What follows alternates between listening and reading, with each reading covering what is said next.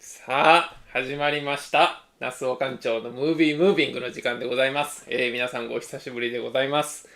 大変ね、ご無沙汰しているんですけども、ちょっと久しぶりに、語りたい映画が出てきましたので、やっていきたいということになっているんですけども、久しぶりにですね、YouTube ライブということなんですけど、マイクのね、接続とかがちょっと不安なんですけども、でマイクの音とか、音量ですね、声が大きいとか、小さすぎるとか、ちょっとその辺調整したいので、ちょっとね、今回ね、すごい考察になります。はい。なので、ちょっとね、音声とかその辺を不備ないように初めにチェックしたいんですけども、今見ていただいている皆さんどうですかね。ちょっとコメントいただけると、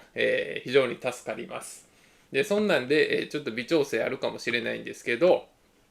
今回やっていきたいということなんですね。今回は、秒速5センチメートルの、解説というか、ちょっと大胆な、考察をしていきたいということなんですね。で、今更秒速5センチメートルっていうのはもう18年前の映画なんでね、今更何を掘り返すのかということなんですけども、掘り返すことはなくてですね、新海誠監督のやつはもうそのままにしておいて、今回奥山義行奥山義行監督がですね、新しく実写版を撮りまして、これがね、この10月10日から公開してるんですけども、もうすごくてですね、もう2回僕見に行ったんですけども、すごくてですね、この実写版の考察をしていきたいという回なんですね。はい。大丈夫ですかね、なんかマイクの音とか大丈夫ですかね。ちょっとね、ご無沙汰のYouTube ライブでございますので、ちょっとマイクの音とか不安なんですけど、多分大丈夫かなと思ってるんですけど、トッシーさんありがとうございます。音声 OK ということなんで、OK 出ましたんでやっていきたいと思います。まずですね、ちょっとね、秒速5センチメートルの話にも行く前にですね、この国宝の動画を、アップしてから、これ何があったのかという話なんですけども、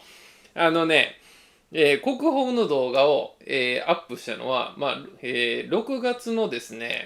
後半もう末頃ですかね、国宝を見に行って考察をした動画をアップしたんですよ。で、その後ですね、YouTube ライブの後に、YouTube の録画を僕の方で保存してまして、で、それをね、切り抜きしてね、別個でアップしてるんですね。で、その動画がですね、なんかバズりにバズってですね、僕自身もですね、もう自分の動画がちょっと恐ろしくなったんですけども、今ですね、国宝の動画が、81万2000回以上再生されているということで、もうね、わけわかんないですね。はい。YouTube の世界は。はい。それまではですね、パーフェクトデイズを語った動画があったんですけども、あれがですね、12万回再生っていうのが、これ1位だったんですよ。それね、12万回再生が1位だったのに、国宝の動画が、81万2000回再生今されているということで、今もまた再生されてるんで、恐ろしいことになってます。はい。ということでね、国宝バズりっていうのが、6月の末から、7月の頭ぐらいにかけてあってですね、で、そこでですね、ちょっとね、これはやばいぞと、自分で思いまして、このバズったことに対してですね、で、ちょっとほとぼりが冷めるまで、YouTube から離れようと思いまして、普通は、この動画がバーッと注目度が増してる中で、どんどんこう YouTube ね、アップしていけばですね、新しい視聴者の人が増えたりとか、なんかそういうようなね、こう連鎖反応が起こるかもしれないじゃないですか。なんですけど、私はですね、あえてですね、ほとぼりが冷めるまで YouTube から、離れるということになっておりまして、皆さんには大変ご心配をおかけしたということなんですね。はい。で、その間もですね、あんまりね、そんなに主だった、映画っていうのもないんですけど、一応ね、見た映画はですね、時系列でいくと、国宝が終わってからですね、スーパーマン見に行きました。スーパーマンね、ジェームズ・ガンがやりだすスーパーマンね、見に行きまして。で、あれもおもろかったんですけど、鬼滅の刃見に行って、星つなぎのエリを見に行って、遠い山並みの光というやつを見に行って、で、そこぐらいまではなんか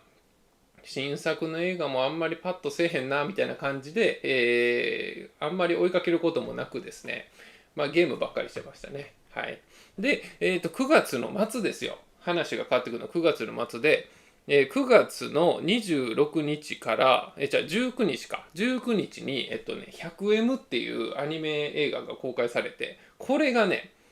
めっちゃくちゃ面白かったんですよ。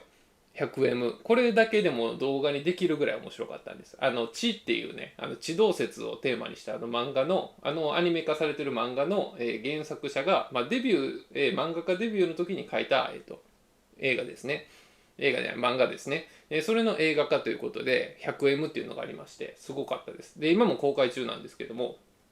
それと同日にですね、チェーンソーマンのレゼ編っていうのが公開されまして、これもね、めちゃめちゃ良かったんですよ。レゼ編ね。で、レゼ編も良くて、で、9月の末ですね、9月26日に、私のね、実はね、こっそり大好きな、ラブライブサンシャインのですね、アクアっていうグループがございまして、ラブライブサンシャインのアクアさんっていうアイドルグループ、まあ、劇中の中のアイドルグループのと派生してですね、その声優さんたちがアイドルグループになってるんですね。これリアルアイドルグループとして活動してるんですけども、それがね、10年目を区切りにしてこう引退するということになりまして、そのね、ドキュメンタリーが公開されたんですけど、これがですね、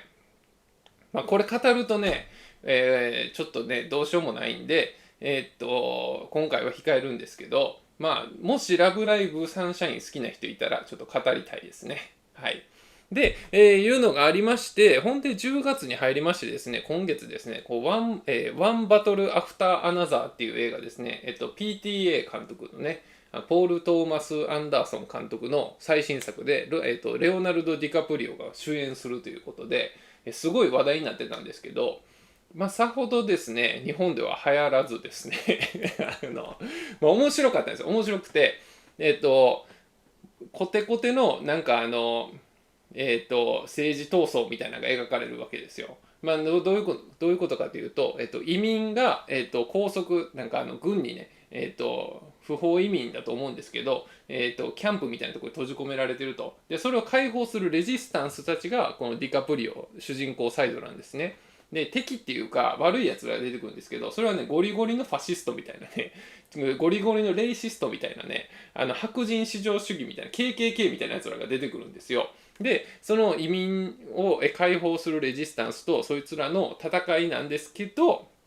ここがポール・トーマス・アンダーソンのすごいところで、どっちもアホみたいなんですよ。どっちもアホみたいな人が出てきて、で、アホみたいななんか議論をしながらずっと戦ってるんですけど、結局その、ストーリーの根幹に持ってきてるのは、レオナルド・ディカプリオが演じてる主人公とその娘のその親子の愛みたいなところを持ってくるんですね。そのね、まとめ方が良かったんですよ。だからその、あなたたちが左とか右に分かれてこう戦ってるこの政治闘争はもうこんなになんかね親子の愛の前ではですねこんなにねどうしようもないことをやってるんですよみたいな、切り口になっていて、まあ、ポール・トーマス・アンダーソンさんはどういう政治思想を持ってるか分からないんですけど、まあ、映画としては、まあ、ちょっとね、リベラル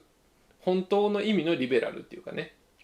なんか利権とかそういうのに絡まってないその純然たるリベラルですね。だからその固定観念みたいなのを省いて、それを物事見てみようよっていうこういうリベラルなんていうかなリベラルアーツっていうんですかね、なんかリベラル的なその固定観念みたいなのを解き放って物事を捉える考え方みたいなですね。でそういうような目線になっていて、まあ良かったんですよね。まあどちらかをその持ち上げることもなくですね、どっちもバカにするっていうところで喧嘩両成敗みたいなもんですね。良かったですね。良かったけど、まあ別にまあそれ以上の何かっていうこともなかったんで、まあ、ワンバトルアフターアナザーは別にその、まあ、PTA 監督の映画僕も好きなんですけど、なんていうかね、その今年を代表する一本だったとかそういうレベルでもないですね。まあ、それなら、ちょっと前に公開されてたキラーズ・オブ・ザ・フラワームーンでしたっけスコセッシュのやつのディカプリオですね。ディカプリオの方が僕は良かったと思いますね、正直ね。はい。っていう感じでね、忖度なしでね、いろいろなことを言ってくるのがこのチャンネルなんですけども、はい。まあそんな感じで、まあそろそろ秒速 5cm の話をね、していきたいと思うんですけどね。まあその国宝の動画がですね、今81万2000回以上再生されている中で、あることが起こりまして、実はですね、この私めにですね、案件の依頼が来るという事件もありまして、それについてはですね、この秒速 5cm の解説が終わった後にもし時間あれば、ちょっと案件が来たよっていう話を、でそしてそれをどうしたのかっていう話とかですね、その辺話していきたいと思うんですけど、そんな話は秒速 5cm の解説の後にね、おまけみたいな感じでね、できたらいいなと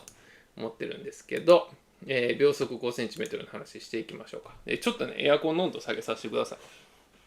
ちょっと久しぶりにね、喋るとね、暑いですね、まだね。ちょっと給水も挟んで。いやね、もうね、おもろい映画がね、あんまり本番に、ね、なくてですね、ここまでですね、この秒速 5cm までですね、ずっとね、なんか面白い映画ないかなと思ってたんですよ。やっぱ面白い映画見たらこう人にその感想を話したくなるもんじゃないですか。でもね、国宝がかなり面白かったんで、国宝がかなり面白かった分、なんかやっぱりね、その後に見たものは全てこう色あせてしまうというかね、そういうところも実際ありまして、あんまりねやる気がなかったんですよ。で、秒速 5cm は楽しみにしてたんですけど、これをまあ見に行ってみるかという感じで見たら、これは奥山監督やったなと、思いまして、ちょっとね、応援の意味も込めてですけども、やっていきたいと思います。はい。ここからね、秒速 5cm の話をしていきたいと思うんですけども、皆さんね、10月10日公開ということで、まだね、今日3日目ですけど、皆さんね、まだね、見てない方が大半だと思います。見てない方が大半だと思うんですけども、この映画っていうのはですね、アニメの、秒速 5cm を、実写版にしたっていう話なんで、基本的には同じなんですよ。基本的には同じなんですね。だから、ネタバレっていうネタバレはあるんですけど、基本的には同じものなので、まずですね、それでですね、その実写版を見た感想としてはいろいろ思うところがあって、今回それを話するんですけども、アニメありきみたいなところも実際あってですね、これね、まずアニメの話からいかないとあかんということなんです。なぜかというと、やっぱりですね、こうテーゼに対してのアンチテーゼじゃないけど、やっぱりその新海誠が作ったこの秒速 5cm っていう下地があって、で秒速 5cm っていうのはこういうところとこういうところがいいところだよねと。でそれに対して奥山監督が今回実写版でやったのはこういうところとこういうところが新しくて、こういうところは新海誠と違うよねっていう話になるんですよね。だから新海誠の、作ったその秒速 5cm が、どこが良かったのかっていうところから話しないと、話始まらないんですよということなので、今回の話の流れっていうのは、秒速 5cm にまつわる、まずアニメの話で、奥山義行監督の話で、今回の秒速 5cm の話っていう、流れでやっていきたいと思います。でこの映画ね、見た感想としてどれぐらいおすすめかということなんですけども、正直ですね、これね分かりません。で私にとってはすごく刺さる映画だったんですけども、僕ね奥さんと見に行ったんですけど、奥さんの方はあんまり刺さってなかったですね。っていうのもですね、この映画ね、なんかね、男性が見た時だけ特別に心をえぐられる映画になっているという面がありまして、女性としてはあんまりこの感情を理解できないなっていうところがあると思うんですね。これ男女に差をつけるわけではなく、そういうなんていうかな、傾向があると思ってましてですね、私はですね、ガンガン刺さったんですけども、女性にとっては逆にあんまり、まあでも松村北斗さんが好きとかやったら見た方がいいと思うんですけど、話としてはそんな感じですかね。ですけど、逆に裏を返せばですけど、この YouTube ライブを見てる、男性の方は見た方がいいと思います。見た方がいいと思います。で、特に、原作のその新海誠が作った秒速 5cm が好きだという人は、この映画絶対見た方がいいと思います。私の立場としては、那須尾館長さんはですね、アニメ版の秒速 5cm ね、実はね、あんまり好きじゃないんです。すごいとは思うんですけど、あんまり好きな作品ではないんです。好み的にね。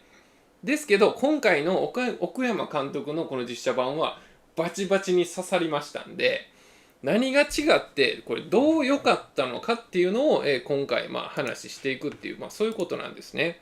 で、今回の、僕のライブ配信を見て何が分かるのかっていうと、新海誠のこの秒速と、奥山監督の秒速は似ているんですけど全く違う作品になっているということなんです。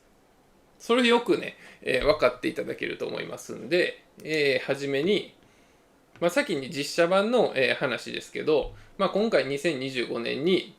新しく実写版で公開されました。で、121分になってます。で、監督は、奥山、義行監督と、原作は新海誠ってなってます。で、脚本はね、このね、鈴木忠子さんという人が入ってるんですけど、で、撮影は、今村さんという人の、この人はね、奥山監督の前の映画も撮影してた人ですね。で、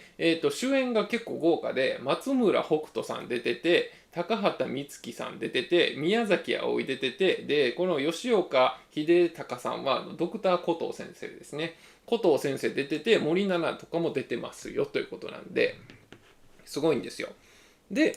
その過去の作品は、2007年でしたということなんですね。2007年で、63分の映画でした。このね、63分の映画が今回121分になってますよという、ここもね、結構後で話したいところなんですけど、まずね、どんどん行きたいと思います。これね、新海誠さんね。この新海誠さんはね、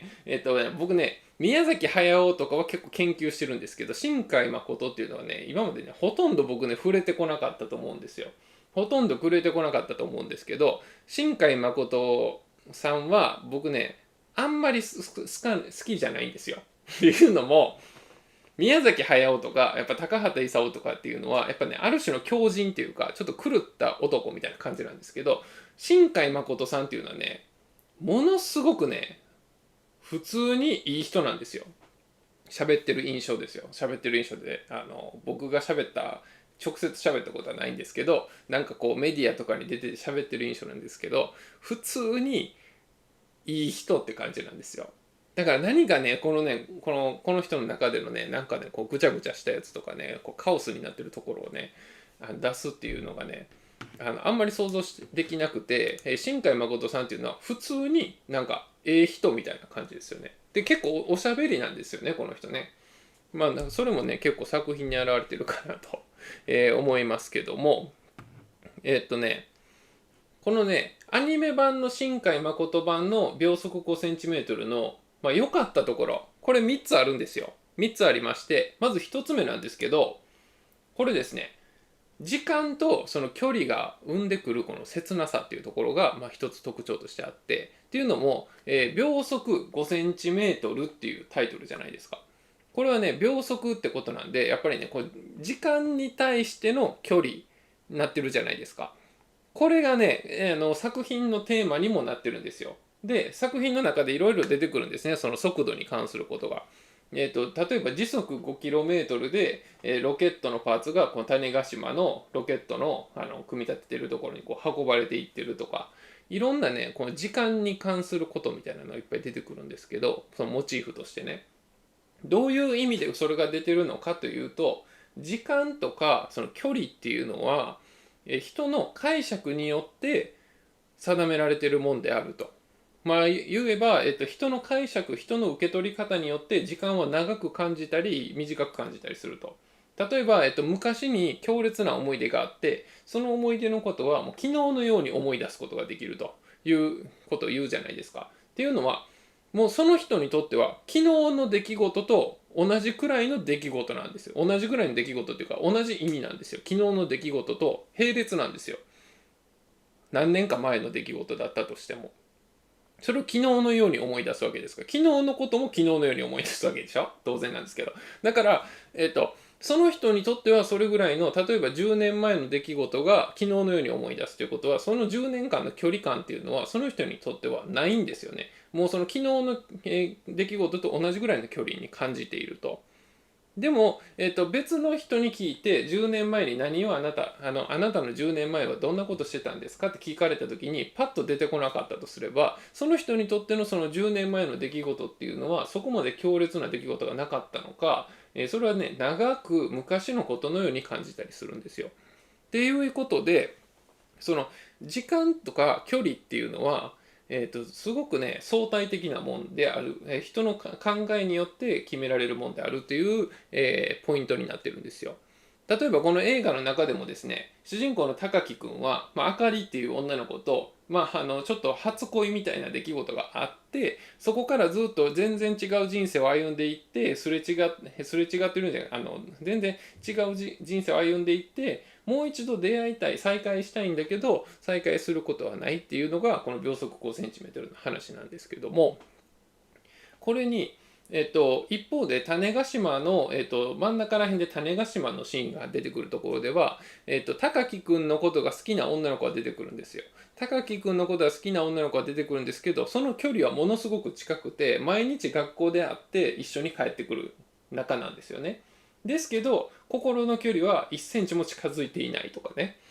1000回以上メールのやり取りをしてるけど、あなたには1センチぐらいしか近づけませんでしたとかね。そういう表現になってるんですよ。そういう、時間と距離の生むその切なさみたいなところと、そのなんで切なさを生んでくるのかっていうところは、この時間っていうものが持っているその不可逆性っていうところですよね。時間っていうのは一方方向にしか進まなくて、クリストファー・ノーランのテネットみたいに逆行することはないですから、もう常にまっすぐにしか進まないわけですよね。それがどんだけ、嫌な思い出も良かった思い出も全部含めてまっすぐしか進んでいかないというところで、やっぱりその後に戻れない、あの時の時間をもう二度と味わうことができないという切なさみたいなところも、同時に描いていくというのが、新海誠の、アニメ版の、特徴というところですね。もう一つですけど、新海誠ね、これ一番言われることなんですけど、なんか絵が美しいみたいなね、言われるじゃないですか。新海誠ってね、すごくこの背景の美術にこだわるっていうことはもう皆さんね、もう全人類知ってることだと思うんですけども、この時の新海誠の、映画っていうのは、新海誠っていう名前自体もほとんどその時にはほとんど世間的には知られてなくてですね、まだほとんど、駆け出しの新進気鋭のクリエイターみたいな時期なんですね。で、その中でこの映画作られたわけですけど、つまり何かというと、あんまりね、お金をかけられなかった、お金かけられなかったその環境の中で、そのちゃんとした、立派な映画作ろうとしたら、どういうふうに工夫すればいいのかっていうの、これね、いろんなクリエイターが悩むところなんですけど、新海誠の場合は自分が得意な背景の美術をめちゃめちゃしっかり描くことによって、アニメーションとして動くところはそこそこにできるという、節約方法であり、それが長所になったと。言われると思うんですよね。例えば、コンサトシ監督っていうのがいてて、コンサトシ監督、昨日だったかな、昨日ね、生誕62周年かなんかだったと思うんですけど、あの伝説のアニメーター、コンサトシ監督は、パーフェクトブルーっていうアニメを作った時に、その、お金かけられないんだけど、ここを重視したいと、ちゃんと見れる絵にしたいとした時に、何にこだわったかというと、彼はね、レイアウトにこだわったんですよね。画面の構成の中にメッセージを伝えていくっていうところで、こだわったという話なんですけども、新海誠の場合は背景美術に手をかけることによって他のところから手を抜くことに成功したということなんですよ。と、私は、解釈してるんですけども、結果その得意技がもうだから長所をぐーっと伸ばしてエッジを効かしていくっていう作戦ですよね。でそれで成功したんですよ。だから新海誠の持ち味っていうのはやっぱりこう背景の美術が美しいっていうね、いうところだからここはねその時の新海誠の突破するための戦術だったんですけど、長所にもなってると思ってます。はい。で、何がって一番はこのワンモアタイム、ワンモアチャンスですよね。これね、これがね、まあ、特徴っていうかね、アニメ版のその秒速 5cm っていうのはそもそもですね、このいろんな曲のオムニバス映画になる予定だったんですよ。で、山崎正義の One More Time, One More Chance っていう曲の PV みたいな映画が1本。で、誰々っていうアーティストの何々っていう曲の PV みたいな映画が1本みたいな形で、曲の長さだけの5分くらいの映画を何本か合わせて1つの映画にしたいみたいな企画だったんですよ。ところが、このワンモアタイム、ワンモアチャンスにつき、の中で、イメージを、新海誠の中でイメージを膨らましていった結果、結構ね、それがちゃんとした話になるぞっていう話になって、これが、そのワンモアタイム、ワンモアチャンスの曲だけが、単独の映画になるっていう企画に変わったんですよね、途中から。だから、このワンモアタイム、ワンモアチャンスっていうのが、後で付けられた、曲じゃなくて、そもそもこの曲の世界観を新海誠の中で膨らましたっていうところから始まってるところもポイントなんですよ。だから山崎正義のこの「ワンモアタイムワンモアチャンス」の世界観を、もっともっとこの山崎正義発信の新海誠が拡大したみたいな、やり方でですねこのアニメ版ができてるっていうところも非常にこれ大切なポイントなんですね。はい。だから、もともとね、全然違うね、オムニバスの映画で、他にもいろんな案があったと思うんですよ。例えば、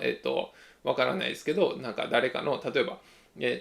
小田和正の、何々とか、浜田省吾のなんていう、なんとかっていう曲とか、丘の上のとか、いうのを、PV みたいな形でアニメ映画にするみたいな企画だったんですけどね。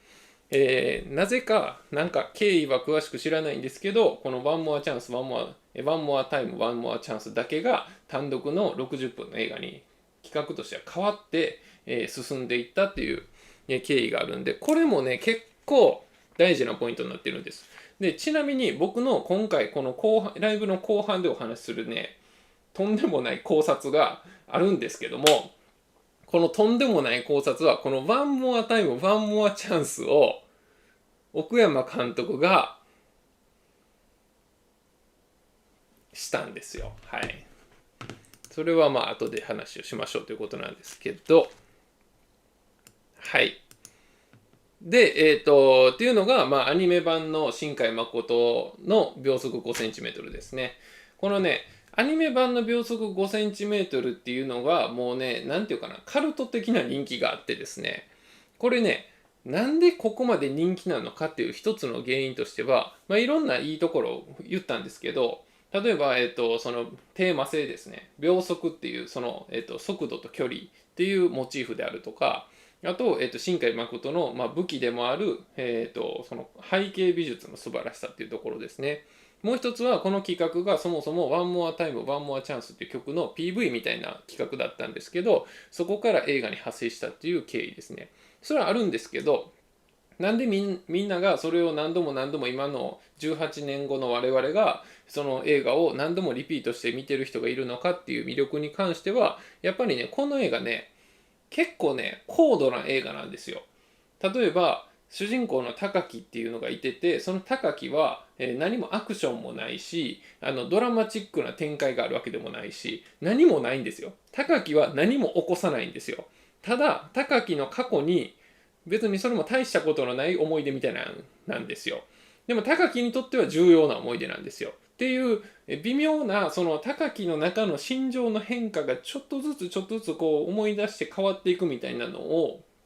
微妙にやってて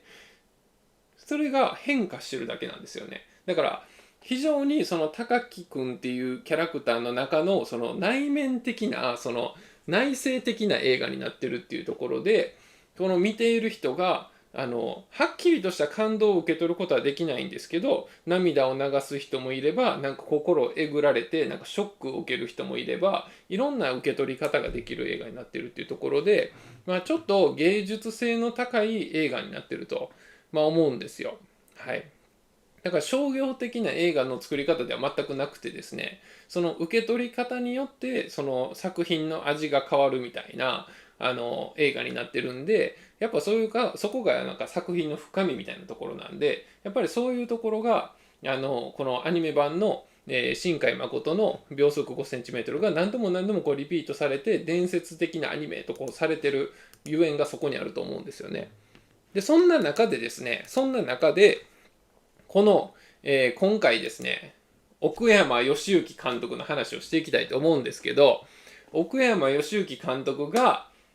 この18年後の今実写化したという話なんですね。で彼の話をしたいんですけど、1991年の1月23日生まれということなんですけど、私がですね1992年生まれなので、1個先輩ということなんですけど、この人早生まれなんで、早生まれっていうのかな、1月生まれなんで、学年的にはちょっとずれるんですけど、年代的には一つ上なんですよ。だからもう完全に同世代。で、なんなら、新海誠が33歳の時から34歳になる頃をかけて、秒速 5cm を昔18年前に作ったんで、だから今は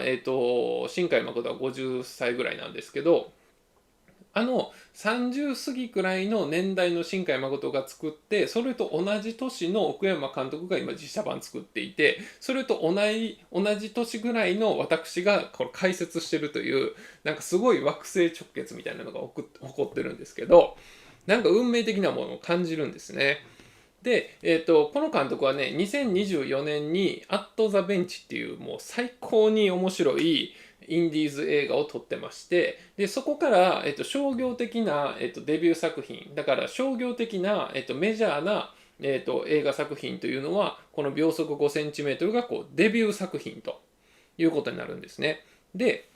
今までこの人は何してたのかというと、基本はこれ写真家なんですよ、この人は。メインは写真家で、最近映画の監督になりだしたということなんですけども、もともと映画監督とその写真家のキャリアの間っていうか、並行してはいるんですけど、間にですね、このね、ポカリスエットの CM やったりとか、米津玄師さんの PV とか、星野源の PV を撮ったりって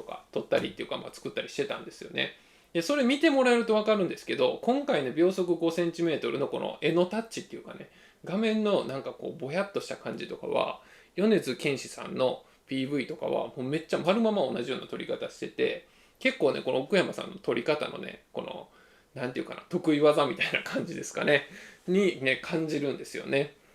でちなみにこのね僕の YouTube ライブ見てくださってるねこの視聴者さんはこう言ったら何なんですけど、平均年齢としては、私の年の2倍ぐらいの人が大体見てるというデータが、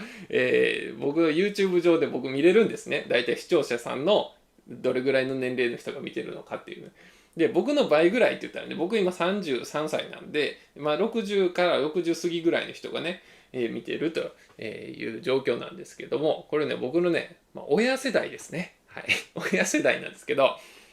奥山監督の親はどうなったのかというと、奥山監督すごくてですね、お父さんが、奥山和幸さんかなっていう人で、映画のね、プロデューサーやってるんですよ。なんか吉本興業の、に所属はしてるんですけど、映画プロデューサーで、北野武が映画監督になったそのきっかけの一人とされていて、もしね奥山監督のお父さんおれへんかったら、北野武は映画監督にならなかったかもしれないと言われてるんですね。そういう、立役者の一人なんですよ。でもう一人、奥山この義行監督のおじいちゃん、今度おじいちゃんはなんと松竹の元社長ということですごいんですよ。おじいちゃん松竹の元社長で、お父さんは映画プロデューサーで自分は、写真家から入ってきて今映画監督になってると。でしかも弟はもうすでに、映画監督になっていて、弟奥山博っていう人なんですけど、奥山博さんは、僕のお日様とか、僕はイエス様が嫌いっていう映画を撮ってたりとか、結構ね今ね評価されてる若手の監督としてね有名なんですよ。だから映画一族みたいな感じなんですね。もう芸能一族みたいな感じ。でも奥山監督だけはちょっと写真家に一回入ってるんで、ちょっと変な、目線の、物事の切り取り方をしてる映画っていうかまあ作風っていうのがあるかなと思ってまして、その辺がねちょっと面白いところなんですよね。でこの「アット・ザ・ベンチ」なんですよ。この2024年だから去年の11月15日公開なんで、去年のちょうどね冬にですね私映画館にこの映画見に行ったんですよ。見に行って、今ねこの映画ね配信とかはねされてないし、多分されないと思うんですよ。なぜかというと、このキャスト見てください。キャストなんですけど、広瀬すず、中野大河、岸井ゆきの、岡山天音、荒川よしよし、今田美桜、森七菜今回も出てますね。草薙剛、吉岡里帆、神木隆之介、ほんで広瀬すず、中野大河というすごいキャストでですね、インディーズ映画に出るようなキャストじゃないんですよ。ですけど、奥山監督のコンセプトに共鳴した、出演者たちがもうほとんどだから自主制作の映画なんで、ギャラもめっちゃ少ないっていうか、もうむしろないぐらいかなと思うんですけど、ほとんど有志みたいな形でみんなこう酔ってねたかって作ってくれたんですよ。この映画すごくてですね、86分って書いてますけど、5話構成になってまして、1話と5話は同じキャストで広瀬すずと中野大河なんですよ。で、23、1、2、3、は、1235か。1235話は、奥山監督じゃない脚本家が、脚本書いていて、それは結構ね、連ドラとかの脚本してる有名な脚本家が入ってて、で、その統括プロデューサーみたいな、統括する監督みたいな感じで、奥山監督は全部の、話数に関わってると。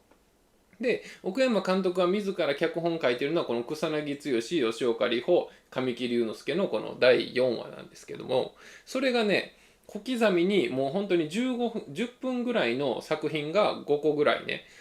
出てくる。10分過ぎちょっとぐらいの作品がすごい映画だったんですよ。でロケーションがもうベンチしかないというね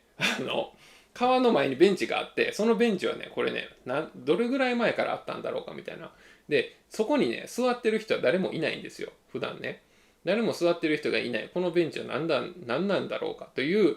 疑問がですね、奥山監督が朝散歩するらしいんですけど、その散歩道にこのベンチがあって、で、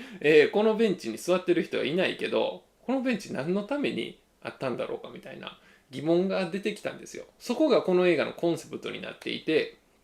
このベンチはもうそろそろ東京の再開発でこうなんか撤去されるらしいということで、このベンチの記録を残したいみたいなのがコンセプトになってるんですよ。変でしょ。で、そのベンチの記録を残すためにこの広瀬すずと中野大河が出てきて、こんな人たちのこうなんていうかな関わりがこのベンチで行われてたんじゃないかとか。で、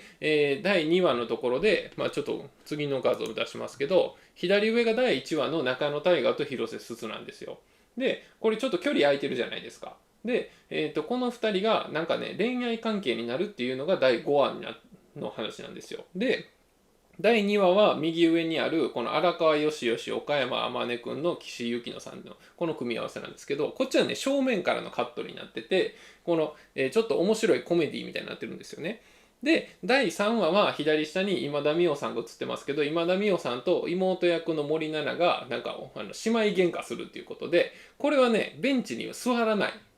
ベンチが舞台なんですけど、ベンチを座らずにいろんな角度でカメラを撮るっていうことをやっていて、で右下の、草薙剛、吉岡里帆、神木隆之介のやつはこれベンチって言ってるけど、そもそもこれ本当にベンチなのかみたいな話から、その根底を覆すような、脚本になっていて、で、またその左上の、広瀬すずと中野大河のやつに帰結するっていう、そういう構成になってるんですね。でここで岡山監督が言ってたのは、この第1話の中野大河と広瀬すずのやつはベンチの顔であるその背もたれの方からですね。ベンチって前から見たらほとんど見えなくなっちゃうんで、後ろから見た方がこうベンチが映るじゃないですか。だからベンチの主役の顔っていうことで、後ろから撮って広瀬すずと中野大河の顔をほとんど映さないと。映さないんですよ。この豪華キャストをね。映さないということをやりまして、で、第2話でベンチの正面から、で、第3話でベンチに座らない。で、第4話で本当にこれはベンチなのか、もしかしたらこれ宇宙人なんじゃないかって話になるんですけど、で、第1話にまた、第1話の続きに戻るっていう、すごい映画でですね、このベンチの記録を残したいっていう一貫したコンセプトをいろんな人が酔ってたかってこう思いを詰め込んで作ったのがこの「アット・ザ・ベンチ」っていう映画なんですよ。っていう風に、アット・ザ・ベンチを見に行った時に奥山義行監督本人がですね登壇される、トークショーみたいなのに、私ね行くことができまして、もう全然普通にもう視聴者として、奥山監督のトークショーを聞いた結果そういうふうにおっしゃってました。そういうこだわりがこういうところにあるんだっていうところですね。言ってましてすごい映画なんですよ。で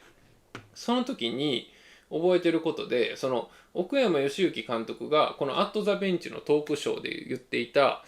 奥山監督が好きな映画監督とか好きな、そのクリエイターは誰ですかっていう質問が来たんですね。その来場されてる方から、一般の方からの。で奥山監督がどういうふうに答えていたかというとこれなんですよ。チャーリー・カウフマンっていうね言ってたんですよ。で、チャーリー・カウフマンって皆さんこれピンときますかっていう話なんですけど、マルコビッチの穴とか、エターナル・サンシャインとか、このアダプテーションとか、この3つが有名なんですけど、脚本家なんですね。チャーリー・カウフマン。で、もう一人挙げてました。リューベン・オストルンドさんもまあまあ好きですって言ってたんですよ。一番好きなのはこのチャーリー・カウフマンなんですけど、その次ぐらいにリューベン・オストルンドさんもまあまあ好きですって言ってて、リューベン・オストルンドさんといえばですね、この胸クソ映画3連発っていうかですね、じゃないですか。で、共通してるのはですね、奥山監督が好きな映画っていうのは、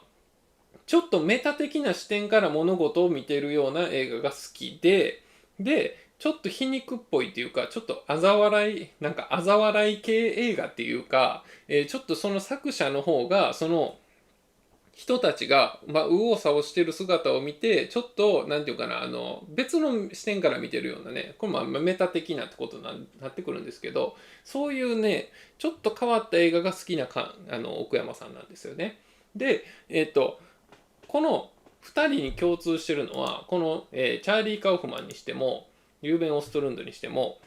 なんか本当に〇〇は〇〇なのかっていう本当にそうなのかみたいな、問いかけが多いように思うんですよね。っていうのもこの「逆転のトライアングル」っていう映画は一番新しいですけど、このリューベン・オストルンドの、やつ見たことある人も多いと思うんですけど、この映画は豪華客船の中で社会構造が出来上がってて、一番下は便所掃除で一番上は超セレブのお客様ですよね。が、その船が沈没して無人島に行き着くっていうことで逆転してしまってサバイバルに長けたのはそのトイレ掃除のなんとかさんで、一番下の階層にその金持ちがなってしまうと。なぜならその無人島に行くと金の価値がなくなるから、その野生の生き物を取って食料にしたりするスキルを持ってる方が社会構造としては上に行くわけですよね。っていう逆転が起きるっていうその、映画を撮ってたんですよ。それがこのリューベン・オストルンドさんの逆転のトライアングルなんですけど、そんな映画が好きなこの奥山義行監督なんですよ。ね。これね、今回のその秒速5センチメートルにものすごく効果を与えてるんですよ。実は。で、今回の秒速5センチメートルの実写版見た人は、原作アニメ版とどこが違ったのかみたいな目線でどうしてもね見てしまうと思うんですけど、決定的に違うのは新海誠はものすごく主観的に物語を描いていたのに対して、この監督はこれリューベン・オストルンドとこれチャーリー・カウフマンが好きっていうことなんで、わかるでしょ。もうそういう目線じゃないんですよ。もうね、一歩引いて、ちょっとね、ある種冷酷な目線をちょっと持ってるんですよ、作品の中にね。で、その構造的な面白さみたいなものを奥山監督はこの秒速 5cm、この新海誠が作った秒速 5cm になかった要素として、実写版の秒速 5cm にそういうね、メタ的なちょっと目線みたいなのを入れてきてるんですね。これね、どれだけの人がこれに気づいてるかと思うんですけど、それをね、今からちょっと説明させていただきたいと思いますけども、ちょっと休憩したいと思います。はい。こっからなんですよ。こっからなんですよ。こっから。あのね、まず初めに言ったようにね、これですよ、これですよ。アニメ版の新海誠のやつね、おさらいですけど、この監督は特徴的なのは、時間と距離のその生むね、相対的、時間と距離っていうのはこう相対的なもんであるというところと、これ絵が美しいというところと、で、この One More Time, One More Chance っていう曲を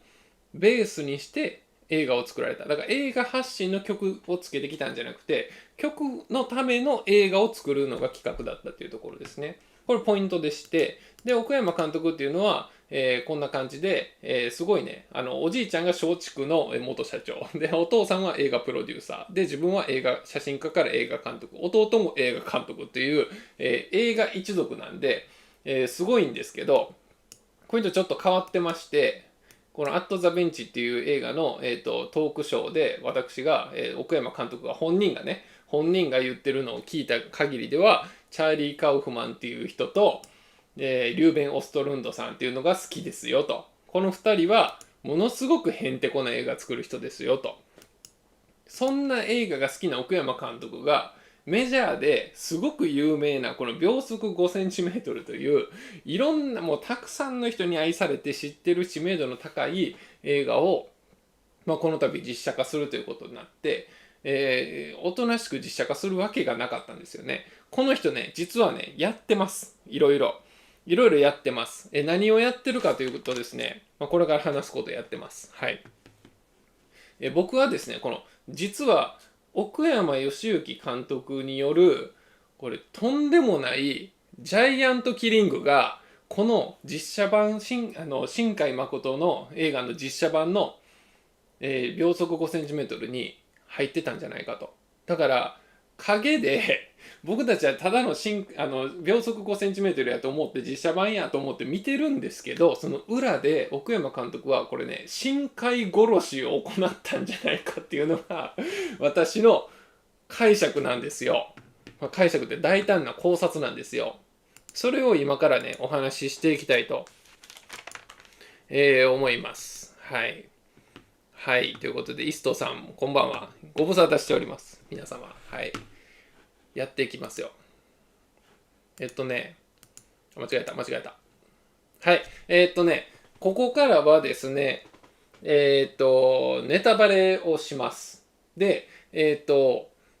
原作とほとんど同じなんです。原作のアニメとほとんど、ほぼ90%ぐらい同じなんです。ただ、こういうところが違ったよっていうところを今回、今から説明することになるんですけども、ネタバレがもう本当に極端に嫌いですっていう人はもうここで止めてもらってまず映画館に行ってくださいっていう話になるんですけども、僕の個人的な意見としては、奥山監督っていうのはものすごく表現の人なんで、映画のなんていうかな、僕の解説を聞いた上で映画館に行った方が正直言って映画楽しめると思います。これ断言しておきますね、ここで。映画にもう何も見ずに何も予備の知識もなしに、アニメのファンですっていうことで映画館に足を運んでこの実写版を見るとですね、みたいな感じになる可能性が、半分ぐらいあると思ってください。で、僕の解説を今から全部見てもらった上で映画館に行って映画見てもらうとっていうのが半分50%発生する確率あるんですけど、それがね、ゼロにはなります。で、その、受け取り手のっていうか、あなた自身の感想が出てくるよという感じになってくると思うんで、今から映画に行くよっていう人も別にこの今から話する内容を聞いてもらったとしても、映画の面白さは僕の個人的な感想としては、あんまり損なわれることはないと思います。で、そういうことをやってたんかっていう目線で映画見るとまた面白くなると思うんで、見た人も見てない人も今から聞いてもらったらいいんですけど、ただ、ネタバレはもう極力やめてくださいという人は、この辺で止めといてもらって、今まではアニメ版と奥山義行さんの監督の話をしただけなんでね、そこだけを、見てもらえたらなと思いますけども、よろしいでしょうかね。ネタバレしていって。はい。やっぱネタバレしないとね、語れるもんも語られへんっていうところあるんでね。どういう話をしていくのかっていう話なんですけども、今からネタバレですよ。ネタバレですよ。はい。まずね、3つの話、まずっていうか、この3つの話を今からお届けしたいと思うんですよ。で、1つ目は、奥山義行っていうこの監督が、何をこの実写版にするにおいて加えたのか、何を足したのかっていうことです。で、2つ目は、山崎正義の全否定説っていうのがありまして、ここがね、私のちょっと大胆な考察になってまして、多分ね、他の人がね、この考察はできないと思いますね。思いつかないと思います、正直。僕、今回この考察をお話しするのは、ちょっと、自分でも怖いです。怖いです。危険な考察だと思ってます。はい。とても怖いです。でも、これはめっちゃ面白いんで、話していきたいと思います。で、最後に、これゴールデンディスクの正体ということで、これはね、映画館で映画見ないとちょっとあんまりわからないと思うんですけど、わかるように説明はします。はい。で、このね、奥山義行が加えたもの、山崎正義全否定説、で、ゴールデンディスクの正体、この3つをお届けするんですけど、一貫して僕が皆さんにお伝えしたいのは、テーマとしては、奥山義行の新海誠殺しです、これは。っていうジャイアントキリングがとんでもないのが起こってるんですよという話なんです。だから、この実写版の、秒速 5cm っていうのは、ほとんど9割方は原作のアニメを踏襲しながら、完全に同じレイアウトで、完全に同じ構図をわざわざ用意して、アニメをもう忠実に再現している映画ですよという定義になってるんですけど、そういう風に見せかけながら、とんでもない大改変を加えているんです。みんなにバレないように、こっそりと。ね。これをね、暴きたいというのが今回の話なんです。で、まずね、そういうことなんですけど、僕の感想としては、もうこれが、奥山さんが本当に狙ってやってて、で、僕がやってるこの考察が本当に当たってるんであれば、答えなんであれば、めちゃくちゃやばい監督やと思うんですよ。はい。もうはっきり言ってね、今回の秒速 5cm のこの実写版は、もうね、見事な出来だったんですよ。見事な出来で、国宝とかとまた違うベクトルですごくクオリティの高い映画だったと思っていて、正直アニメ版よりもおもろいです。はい。アニメ版の秒速 5cm の面白さが10だったとしたら、この映画版、実写版の、奥山義行の、実写版秒速 5cm は50ぐらい面白いです。そう言っても過言ではない。クオリティが高すぎてですね、これ狙ってやってるんだったらね、思うんですけど、それをね、何をやったのかと。まずね、この奥山義行が今回実写版をするにあたって、加えたもの、これをね、説明していきたいと思います。まずね、このね、大胆な構成の変更を行ってるんですよ。っていうのもですね、原作のアニメは、まずね、3話構成になってます。3話の短い映画になってます。で、それが3連発になって1本の映画になってるっていうイメージです。だから、はじめ第1章、桜花賞っていうのが出てきて、第2章、コスモナウトっていうのが出てきて、第3章、秒速 5cm っていうのが出てきて、その3話構成で1本の映画になってるんですね。で、内容としては、幼少期の思い出が1番。で、高校生の思い出が2番で、現在の大人になった高木くんを描いているのが現代が3番だから、幼少期、学生時代、現代となってますね。で、今回の映画っていうのは何をしてるのかっていうと、高木くんの人生をこう一貫してね、描いていくんですけど、高木くんの人生の、現代の高木くんをベースにして、1番と2番の、高木くん。だから、幼き日の思い出高木くんと学生時代の高木くんは、回想シーンとしてこの映画で出てくることになるんですね。で、もうだから言ったらもう全部現代劇なんですよ。全部現代劇に今回なってて、1話だけの現代劇で2時間になってるんですけど、その2時間のうちに幼き日の思い出と、過去の学生時代が挿入されるという形になってますと。これだけ聞くとですね、これだけ聞くと、まあ実写版にしたらそういうことになるよねみたいなくらいの感じなんですよ。でもね、そこにね、めちゃめちゃ地雷がいっぱい仕込まれてるんですよ。それをちょっと説明したいんですよ。っていうのも、今回ですね、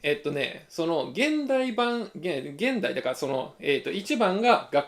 子供の時代、2番が学生時代、3番が現代だとしたら、その現代をメインにすることで、やっぱりどうしてもですね、現代を掘り下げていかないとあかんという話なんですね。っていうのも、アニメ版のその現代編、その3番の現代はですね、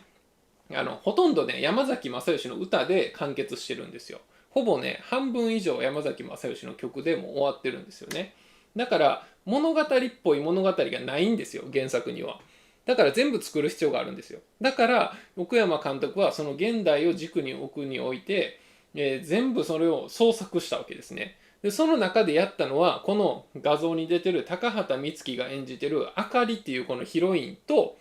あと現代ね、彼女が実は高木くんにできてまして、プログラマーのね、これ原作にも出てくるんですけど、水野さんっていうね、メガネの女の子が出てくるんですよ。で、そのあかりと水野さんを掘り下げる必要がそこで出てくるんですよね。現代長くやらないといけないんで、原作よりも。で、そこであかりと水野さんを、掘り下げないといけないっていうところを大義名分にして奥山監督はすごいストーリーを考えてしまったっていうのが今回の実写版であると僕は思ってるんですよ。だからこれね、原作は63分の映画なんですけど、今回の実写版は121分なんですよ。だからほぼ2倍なんですよ。2倍なんですけど、質量的に言ったら3倍、4倍になっていて、逆によく2時間に収めたなと僕は思うんですよ。これね、逆の立場から言う感想を言う人は多いと思いますよ。その2時間、1時間で済んでた話を2時間にすると、2倍の尺にするんだったら、どうするのかみたいな目線で言う人は多いと思うんですけど、そうじゃなくて、この実写版においては、これ3時間、4時間の映画作れてもおかしくないような質量を2時間にしてると思ってくださいと、僕は思います。だからこれ、尺が単純に伸びたんじゃなくって、完全に撮り直してやり直した結果再構成してこの2時間になってると思ってくださいというふうに、僕は、感じたんですよね。で一番大きな何が追加されたのかというとこれなんですよ。その現代を軸にして回想シーンで幼少期と学生時代をやるっていうのにおいてそのねつなぎ役が必要なんですよね。その何の脈絡もなくいきなり回想シーンに入ってで現代に戻って回想シーンに入ってってなったらね、鬼滅の刃みたいにね、もう突然回想シーンに入ったと思ったら現代に戻ってチャキチャキチャキチャキンって刀やってると思ったらと思ったらもう過去編に入るみたいなね、そういう脈絡のないような、回想シーンになっちゃうんで、これは回想シーンに行くには誰かがその回想シーンだから何か思い出すようなきっかけみたいなのをスイッチ入れる人が必要なんですよ。そのスイッチ入れる存在としてこの宮崎あおいと古藤先生が出てくるんですね。でこの宮崎あおいと古藤先生の存在が奥山監督が追加した一番大きなポイントなんですけども、これただ話の辻褄を合わせるためだけに用意されたキャラクターではないんですよ。ないんです。これ話の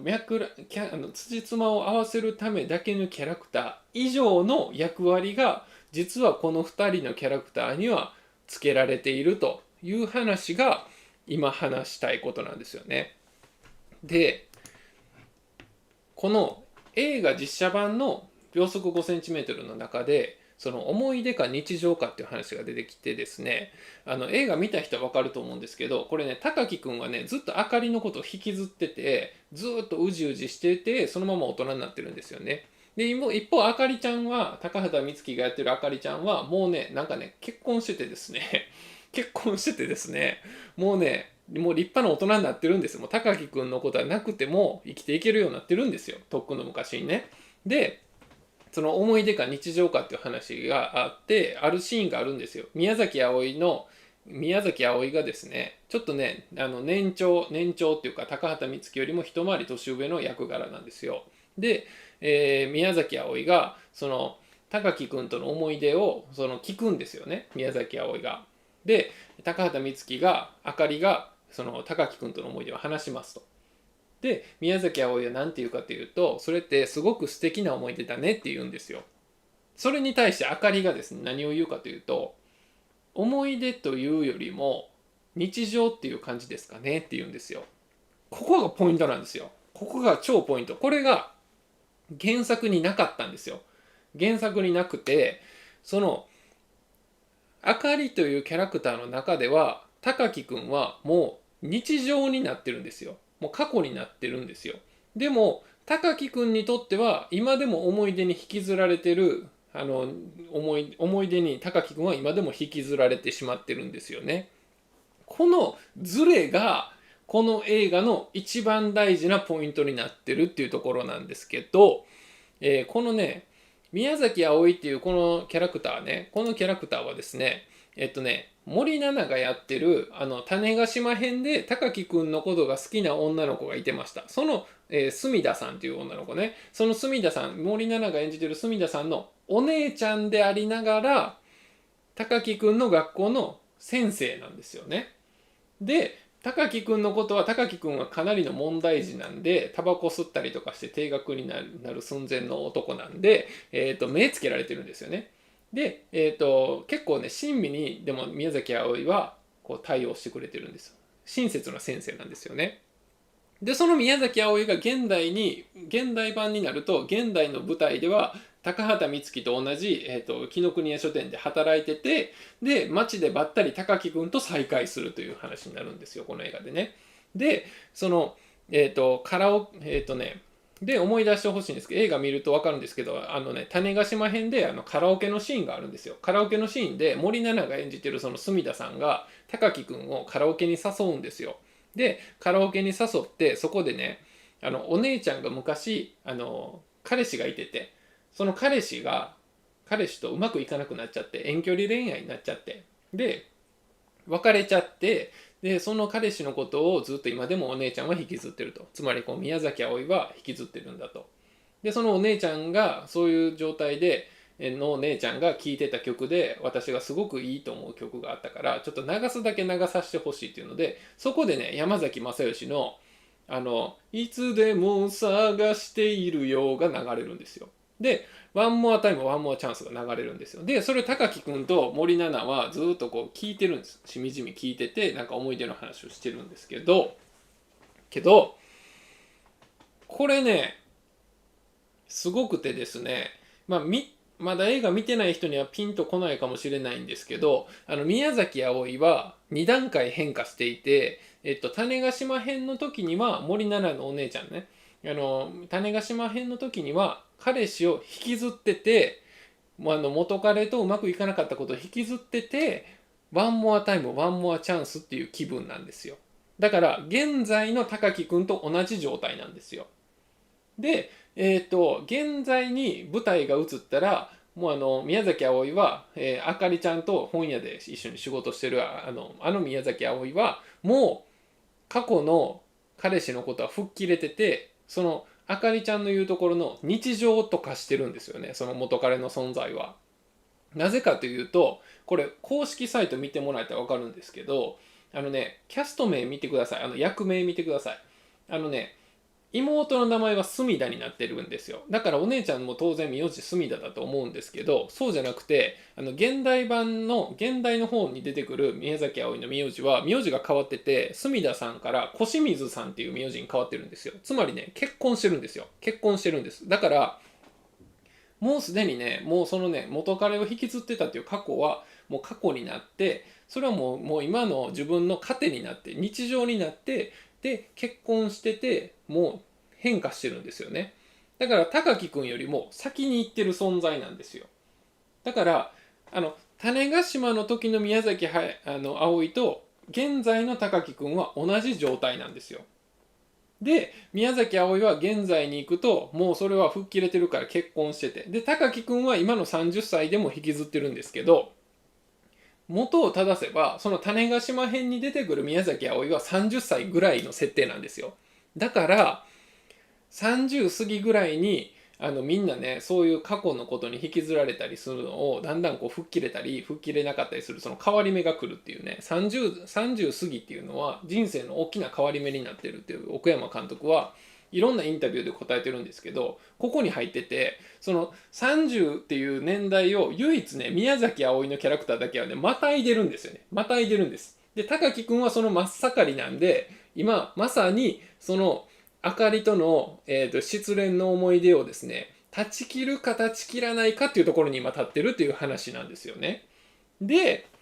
もう一人出てくるのがこの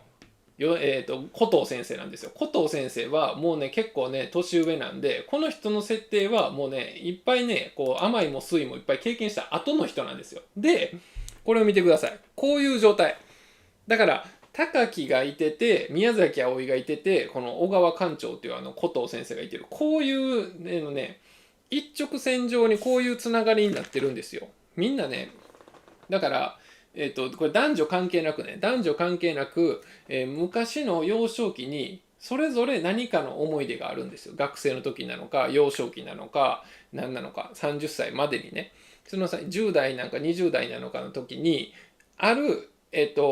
何か傷を背負うんですよ。で30過ぎぐらいになった時にそれがだんだん日常に変わっていくポイントがあるんですよ。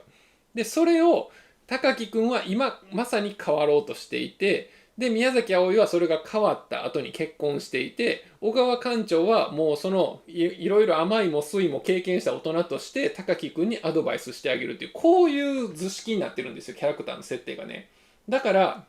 この宮崎あおいっていうがやってるキャラクターとこの古藤先生がやってるキャラクターはどちらも奥山監督のほとんど半分以上創作なんですけどこの創作で生まれたこの、キャラクターはただただ脚本のつなぎとしてだからアニメから原作のアニメから実写版に変わるのに構成が変わってるわけですけどそれを辻褄合わせるためだけに配置されたキャラクターではなくってちゃんとこの高木くんの未来を暗示している存在であると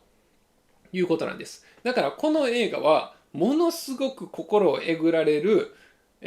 きつい内容の映画になってるんですけどもちゃんと高木くんは宮崎あおいみたいにいつかそれを振り切って結婚を迎えることができるかもしれないしその先にいろいろ経験した後に昔の自分みたいな青年に対してアドバイスしてあげるようなちゃんとした大人になってるかもしれないと。このちゃんとした大人になれてるか慣れてないかっていうのもこの映画のすごく大事なポイントなんですけどこの小川館長はめっちゃちゃんとした大人になれてるんですよね。だからそういうそれまでの過程にこの高木くんがいててでもっと前から言ったら幼少期の高木くんで学生時代の高木くんで現代のこの30過ぎの30を迎える高木くんで今変化を迎えててで宮崎あおいの年代があって小川館長になってるってこの人生の一直線上のねこのねどれぐらいの年には悩んでどれぐらいの年には吹っ切れてみたいなねこのね一直線の中にこのキャラクターが全員配置されてしまっているというところがこれ脚本のミソなんですよ。これはね脚本を作る人にとってもすごく勉強になる映画だと思うんですけどこの脚本作りの上でですねこのキャラクターの位置づけっていうこのポジションの設定ですねこれね図で書いたりとか、してみるとすごく脚本ってやりやすいと思うんですけど、もうね完全にね同じ、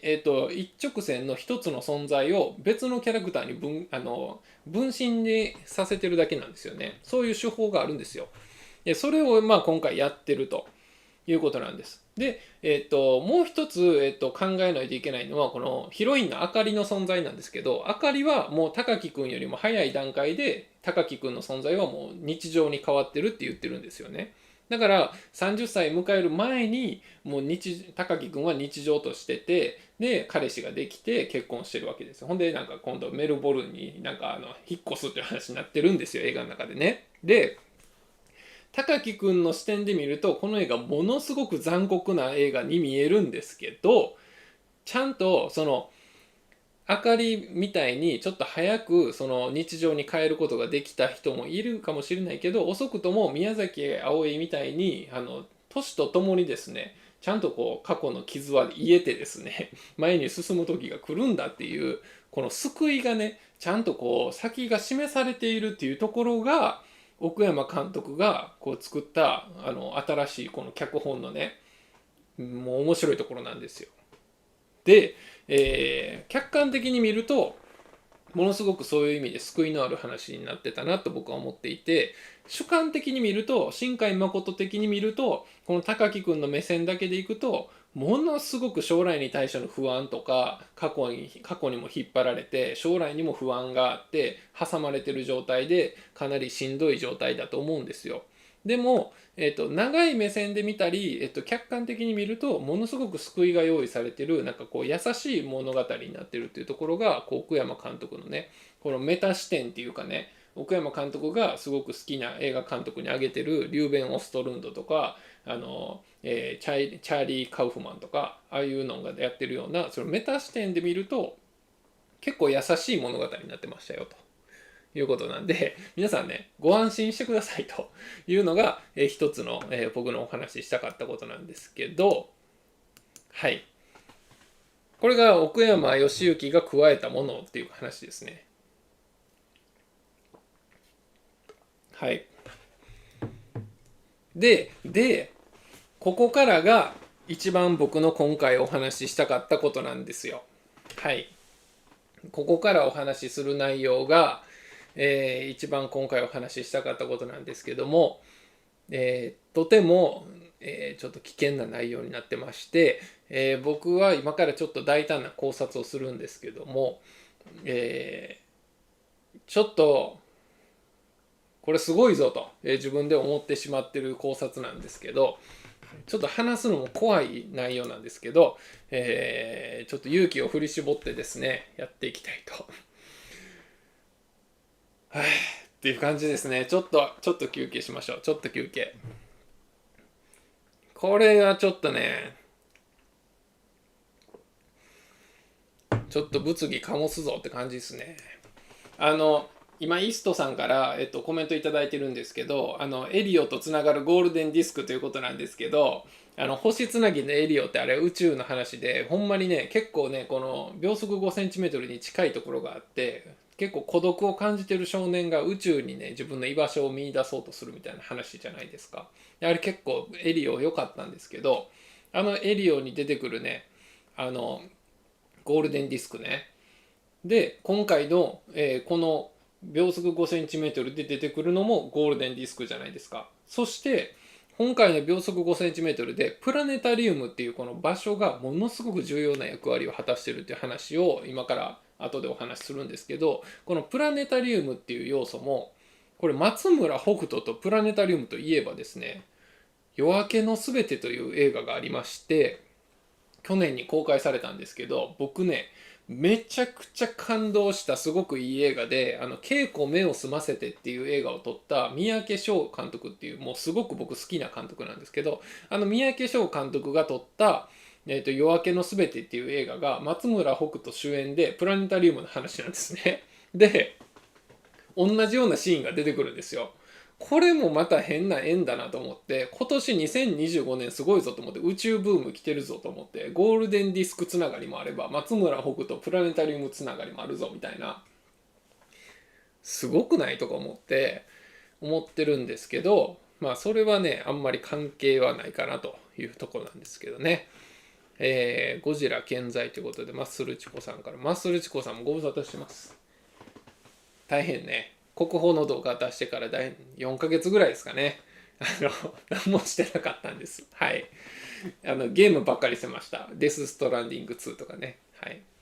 ゴジラ健在ということでね、気づいてましたか？あれゴジラ増えてるんですよ、実は。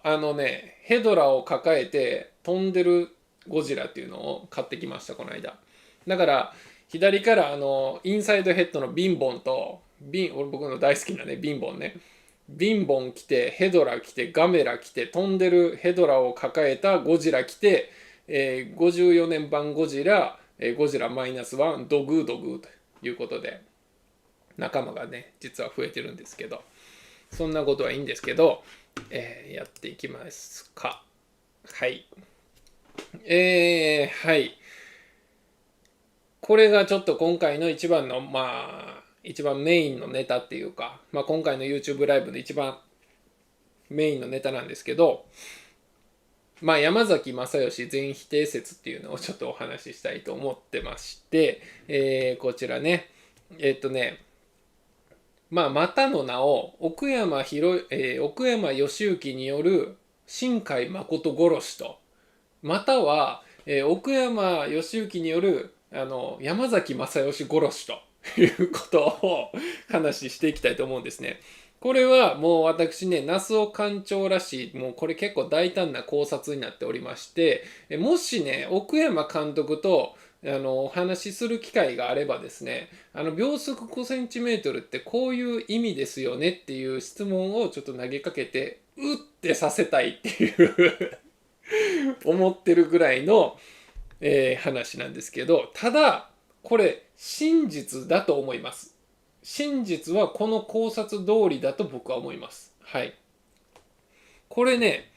よくね、この秒速 5cm って結構話題の作品なんで、こういろんなね、YouTube の人とかが、こう今頃ね、これ動画をボンボンボンボン上げたりしてると思うんですけど、ボンボンボンボン上がってる動画バーっと見てもらったら、多分ね、僕見てないですけど、多分そうなってるだろうなっていう予想が一個あって、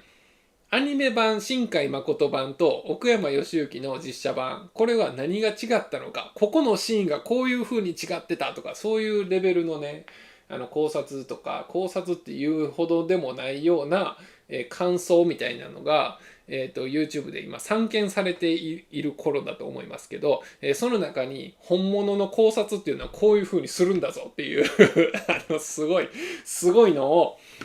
やっちゃいたいと思いますんで、お話ししていきます。はい。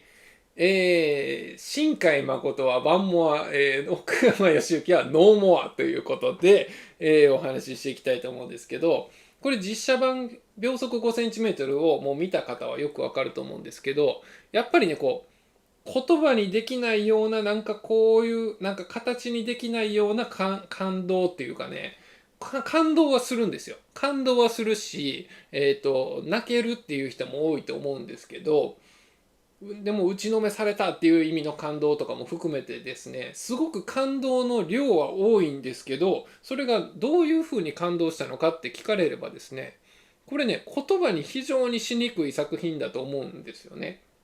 で、その感動の正体を、言葉にして皆さんにこう分かるようにお伝えしていくっていうのが、映画解説者としての仕事であると私は思ってますので、那須尾館長さんはそこを言葉にしていきたいというのが今回なんです。で、お話ししたいのが、その新海誠はワンモアタイム、ワンモアチャンスでしょ。なんですけど、奥山義行監督はノーモアなんですよ。っていう話をしていきたいと思うんですよ。これね、映画ね、見てない人も見た後の人も、一緒に話聞いてもらいたいんですけど、今回の実写版の秒速 5cm っていうのは、ほとんど9割方は原作通りなんですよ。原作通りで、もうね、なんならね、このね、全く同じロケーションに行って、全く同じカメラの向きから、全く同じような絵を撮ったりとかしてるということなんです。それぐらいコピーしてる。でも、完コピではないんですよ。完コピではないんです。そこが奥山義行監督、ただでは転ばんぞっていうところなんですけど、実は全部新海誠さんリスペクトですよ、新海誠さんの言ってるもうそのやった通りのことを再現しましたよっていう雰囲気だけ出しといて、奥山監督は新海誠が持っていた一番大事なここのポイントっていうところを全部否定してるのがこの実写版秒速 5cm だったというふうに私は思うわけです。はい、それを今からお話しするということで、やっていくんですけど、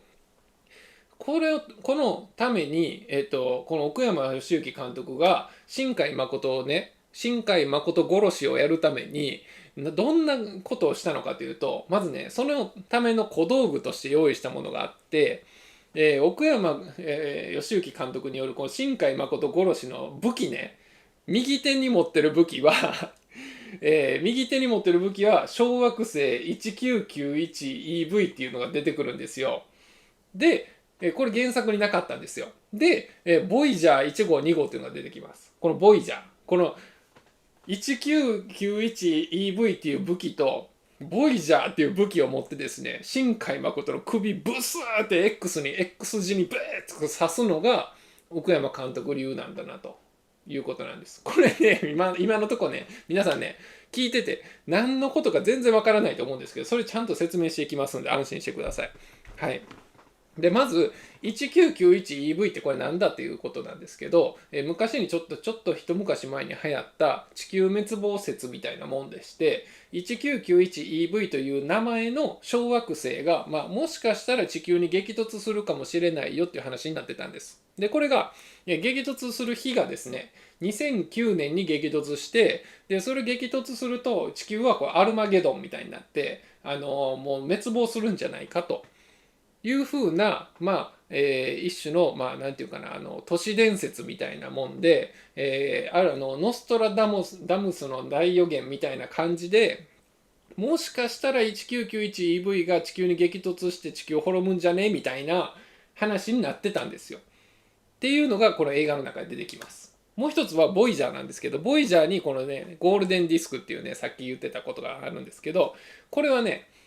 探査船的な、観測、調査船なんですけど、宇宙にこう放たれて、ずーっとこう人工衛星がずーっとね、この太陽系の端を目指してずーっと行ってですね、で、しまいにはですね、もう太陽系から外れてね、もう今どこにいてるかわからないというやつなんですけど、これの目的は宇宙の果てにいる、何か、宇宙人なのか、宇宙生命体なのかわからないんですけど、何かに向けて、このゴールデンディスクっていうのをこう配達しに行くっていう仕事になってるっていう解釈なんです。この映画の中ではね、実際のボイジャーと違いますよ。実際のボイジャーは置いといて、この実写版の映画の中の扱われ方としては、このゴールデンディスクっていうのを、未知の誰かに渡しに行くっていう。で、もしそれが渡されたら、もしかしたらその地球外生命体とその地球人のこの交流ができるかもしれないということで、このゴールデンディスクっていうのはそのきっかけになるんですけど、それをこう運びに行ってるっていうなんか変なね人工衛星がありましたっていう話になってるんですよ。で、この 1991EV っていうのとボイジャーっていうこの2つの武器をね使って、どういうふうに新海誠は殺されたのかっていう話なんですけど、続いてなんですね。はい。まず 1991EV の話なんですけど、高木くんはあかりと幼き日にある約束をしていました。で、その約束というのは、この桜の木の前で2人はこうキスをするというあのシーン、例のシーンありますよね。原作にもありました。あかりがずっとね11時過ぎぐらいまでずっと駅で待ってくれてて、高木くんはもう永遠に感じるようなねこの遅いこの時間をね経てですね、やっとね岩船駅に着いてですね、であかりがもうあかりをもう家に帰っていてくれと思ってて、ガラガラガラって開けたらあかりおるっていうあのシーンです。であかりと、ご飯食べて、桜の木のところにね2人で歩いていくと。でその桜の木の前で2人はキスをするということで、原作のアニメは、そこで第1章桜花賞っていうのは終了するんですけど、この映画の場合は、そのキスをするっていうのは結構ね後に持ってこられてですね、前半ではないんですけど同じようなシーンで出てくるんですよ。で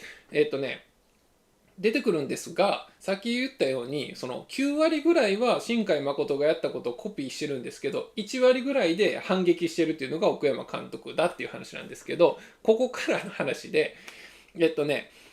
ほとんど原作と同じこのシーンの再現がされるんですけど、そこである追加コンテンツがあるんですよ。っていうのは、高木くんとあかりはここである約束をするんですよ。でその約束の内容っていうのは、高木くんが将来ねちゃんとした大人になれるかどうかわからないと言うんですよ。じゃああかりは、高木くんなら絶対大丈夫って言うんですよ。絶対ちゃんとした大人になれるって言うんですよ。でそこで出てくる約束なんですよ。高木くんがもしちゃんとした大人になれなかったら、ここに2009年のその 1991EV が衝突するその時にここに来て、もう人類滅亡を見守ろうと言うんですよ、あかりにね。であかりはその高木君と一緒にそれを見守ってあげるよって答えるんですよ。ここで約束成立なんですよ。約束成立で、約束っていうのは、高木君がちゃんとした大人になれなかったら一緒に死のうっていうことなんですね。で、その一緒に死のうっていう約束をして、それから十数年過ぎてですね、15年ぐらい過ぎて、もう30目前になった高木君と、このあかりが映画に出てくるわけですよ。で、どうなってるのかと、その30目前の高木君とあかりはどうなってるのかというと、高木君はね、昔のあかりとの思い出に引きずられたまんまで、ちゃんとした大人になれなかったんです。残念ながら。残念ながらですね、もうこれね、悲しいんですけど、高木くんはですね、あかりと約束した通りね、ちゃんとした大人になれなかったんです。で、あかりはどうなのか。あかりはどうなのかというと、ちゃんとした大人になれたんです。あかりの方は、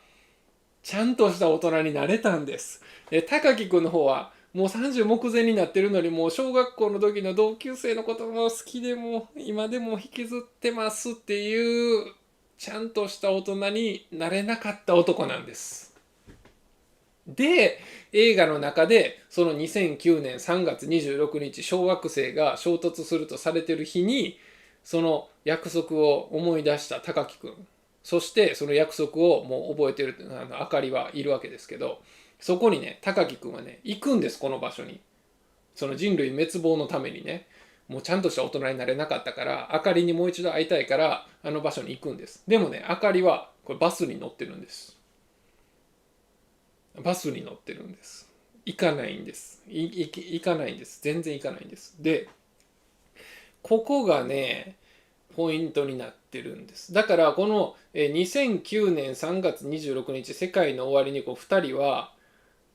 全然違う場所にいてるんです。ここがこの実写版の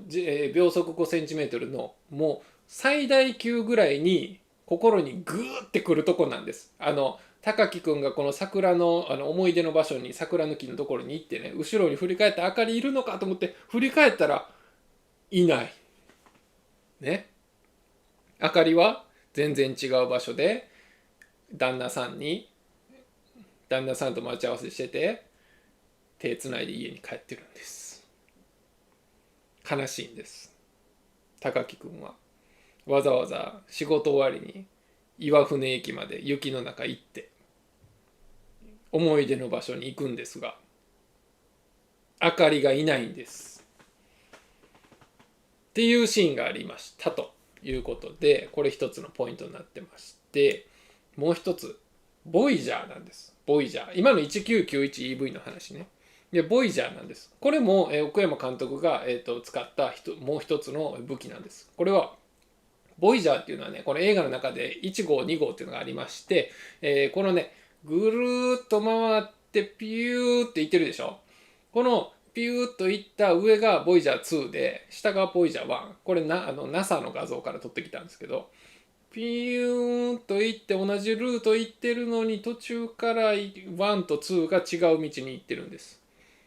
これね、映画の中でね、すごいね、象徴的に使われるんですけど、何かというと、ボイジャー1号と2号というのは、ある地点までは同じルートを歩んでたのに、ある地点からは違うルートに行ってふわーっとこう枝分かれしていってしまったっていう、しかも永遠にずーっとそのまま進んでいくんですよ、ボイジャーね。こうゴールデンディスク持ってね。これにあかりと高木のその人生っていうのを象徴させてるわけですよ。これ説明するまでもないかもしれないんですけど、あかりと高木はある地点まで小学校の時転校生同士で同じ共通点があってっていうところから出会って、そこから別れるまではいたんですけど、そこからずっとピューッと離れていってるんですよ。で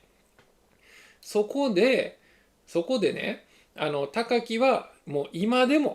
高木は今でもあかりのことをずっと思いながらずっと進んでるんですよ。でもあかりはもう高木っていう存在はもう過去になっていて、自分の一部として一緒に生きてくれてる日常になってると言ってるんですね。だから全然その高木に後ろ髪引かれるようなことはないんですよ。もう結婚しててね、今度メルボルンに行くっていう、もうまさにね、この太陽系の外側に行くみたいな感じでね、日本じゃないところに行くんですよ。もうね、これもね、原作にないんですけど、すごくて。でね、このね、2つですね、この幼き日の思い出、この世界の2人にね、世界の終わりに2人はね、一緒にこれ死のうと。ちゃんとしたすごい約束ですけどね、僕がちゃんとした大人になれなかったら一緒に死んでくれみたいなね変なことなんですけど、そういうね話じゃないですかね。で2人は一緒になれるかと思ったら、最後のチャンスに一緒になれなかったとね。約束の日にあかりはもうここの場所にいなかった、来なかった。で高木は行ったね。この2人の道は違えてしまった。まるでこのボイジャー1号と2号がある地点までは一緒なんですけど、ある地点からはこうふーっと分かれていくように道を違えてしまって、後にはもう戻れないんです。そこで、ある歌がね、私の頭の中で思い出されました。こちらです。ボイジャーという歌がありましてですね、これユーミンの歌なんですけど、このね、ボイジャーっていう歌みんなで思い出してください。Apple Music でボイジャー聴いてください、今。サビがあるんですよ、サビが。ここのサビの歌詞見てください。これね、歌うと、ちょっと著作権的に YouTube で問題があるんで、歌えないんですけど、歌詞は出せます。引用として。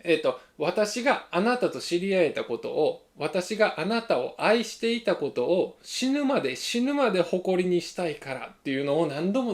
ユーミンがこう繰り返し1番も2番も最後のサビも、最後なんか3連発4連発歌うはずなんですよ、これ。ね。この歌詞、これ思い出したんです。で、今回の実写版の秒速 5cm テーマソングこれやんみたいなと思ったんですよっていう話なんですよ。これが裏テーマソングなんですよ。わかります？これあかりの視点から、この実写版秒速 5cm をあかりの視点から見ると、ワンモアタイムワンモアチャンスじゃないんですよ。それは高木の目線から見れば、もう一度チャンスがあればもう一度あの時間に戻りたいっていうのが高木でしょ。だから高木の視点からの物語のテーマソングはワンモアタイムワンモアチャンスなんですよ。そこで新海誠は止まってるんですけど、奥山義行監督がやったのは、あかりの目線をものすごく詳しくちゃんと描くことで、あかりの視点をちゃんとねここに置いたんですよね。であかりの視点からどういうふうに見えてるかというと、ボイジャーなんですよ。あかりの視点からは、高木と知り合えたこと、高木のことを好きになれたこと、もう死ぬまで誇りにしたいって言ってるんですよ。誇りにしたいと。だから映画の中であかりは高木との思い出のことは素敵な思い出ですけど、日常になってるって言ってるんですよ。日常になってると。だから自分と共に高木くんは生きてる。そこで言ってたあかりのセリフは、私が自分で気づけなかった自分のいいところ、自分の悪いところ、その自分のこと、自分が好きな匂い、自分が好きなこと、自分はこういうことが好きなんだとか、こういう時に感動するんだっていう全てのことを高木と一緒に過ごした時間の中からもらうことができたんだって言うんですよ、宮崎あおいにね。すごく素敵な思い出だねって宮崎あおいが言うと、思い出というよりかは日常ですって答えるんですよ。ここでね、一気にね、なんか、ドライやなみたいな、ドライな、ドライやなみたいな、ウェットじゃなくてドライだなみたいな受け止めになると思うんですけど、まさにこれで、その山崎正義のその曲っていうのがやっぱり、僕らの頭の中にはアニメ版から染みついてるんですけど、この実写版のその秒速 5cm においては「ワンモアタイムワンモアチャンス」っていう山崎正義の曲は実際には何のきっかけにもなれてないっていうことを、思い出してほしいんです。実写版秒速 5cm で高木がその約束の3月26日に仕事終わりに電車に乗ってます。で、電車に乗っていて足元を見ると雪がパラパラっと来た。で、その雪がパラパラっと来たのは、なんか見覚えがあるぞと思うと、幼少期に明かりのところに向かってた時の足元を思い出すんですよ。で、後ろになんかヘッドホンから音漏れしてるお兄ちゃんがいて、そこにワンモアタイム、ワンモアチャンスが流れていると、かすかに聞こえるんですね。で、それに背中を押されるようにして、明かりの方に向かうっていうのが高木の物語でしょ。でも、あれ、音漏れしてるだけで、僕ら観客には、音量が上がるから、ワンモアタイム、ワンモアチャンスってわかるんですけど、あれ、思い出してください。高木が気づくまで、音漏れに気づくまでは、ただの雑音くらいの、ギリギリ聞こえないぐらいの音量に設定されてるんですよ。これも映画演出の一部なんですよ。間違いなくね。間違いなく映画演出の一部で、高木には聞こえるか聞こえないかというと聞こえてないんですよ。流れてはいるけど聞こえてないっていうぐらいなんですよ。ワンモアタイムワンモアチャンスは。だから高木は何がきっかけって、そのワンモアタイムワンモアチャンスが流れたからあかりとの約束の地に向かったんではなく、足元を見てあの時の一回見たことのある足元を思い出したから約束の地に向かったっていう映像のその演出になってるじゃないですか。だからワンモアタイムワンモアチャンスは流れてはいたんですけど、あの瞬間に別にきっかけにもなってないと思うんですよ。だから何にもなってないんですよ。だからその原作のその秒速 5cm を実写版するにあたってやっぱりワンモアタイムワンモアチャンスやっぱ流さないといけないじゃないですか。だから絶対流さないとあかんと、あれマスターピースやと。そもそも新海誠はワンモアタイムワンモアチャンスを PV 作るみたいなノリでやってた企画がそのまま延長されていって映画になったのがこの、63分間の映画作品になったわけじゃないですか。だからもう山崎正義ありきなんですよ、新海誠の方は。でも奥山義行さんはもう18年間も経って今から、実写版するにあたってもうワンモアタイムワンモアチャンスは、あったこととしてもう日常だったということにして自分なりの面白いと思う脚本を持ってきたっていうのが今回の実写版だと僕は受け止めてるんですよね。で、あかりの目線から、今回実写版で掘り下げられてるのはあかりの目線ですよ。あかりの目線で何を、伝えたいかったのかっていうのは、ここなんですよ。この歌詞なんですよ。だから、あかりのテーマソングはボイジャーなんですよ。高木は、ワンモアタイム、ワンモアチャンスかもしれないけど、なんですよ。これがずれてるんですよ。全然ずれてるんですよ。見え方がね。そこがね、伝えたいことになっていて、あかりって実際ね、2回会いに行けたんですよ。高木にね。高木のことが今でも気になってるなら、2回会いに行くチャンスがあったんですよ。1回目は、プラネタリウムで高木の解説を聞いた後、バスに乗ってパンフレットに当の高木って書いてるのを見て、さっきプラネタリウムで喋ってたの高木くんだったんだって気づくシーンがあるんですよ。すごく重要なシーンで、あそこでバスをね途中で1回降りるんですよ。でもその後多分ねバスにもう1回戻って旦那のとこ行ったんでしょうね。そこで1回会うチャンスがあったんですよ。でもう一つ、2回目のチャンスは、その2月、2009年の3月26日のあの約束の日に、約束覚えてるわけです、あかりは。だって、実家に1回帰って、高木との思い出の天文手帳を見たりとかしてね、あの約束覚えてないわけないじゃないですか。だから、あの場所に行くっていうこともできたんです。でも、行かなかったでしょ。だから、あかりっていうのは、2回ね、チャンスがあったのに、行かなかったんです。そこでですね、これなんですよ。奥山監督が言ってるのは、人生っていうのは、時間はもう元に戻せないから、ボイジャーみたいに離れてしまった人生っていうのは元に戻せないから、人生っていうのは、ワンモアチャンス、ワンモアタイムじゃなくて、ノーモアタイムなんですよ。ノーモアチャンスなんですよ。だから、一回きりのそのチャンスが過ぎたら、もうその時間はもう二度と手に入ることができないっていうのを奥山監督はやってるんですよ。だからそこに僕たち見ててどこにも持っていきようのない気持ちがあるから、それが感動という形になって、この映画2回目3回目見たくなる、原因になってるということなんです。だから奥山監督の映画の方が新海誠よりも一つ上手っていうか、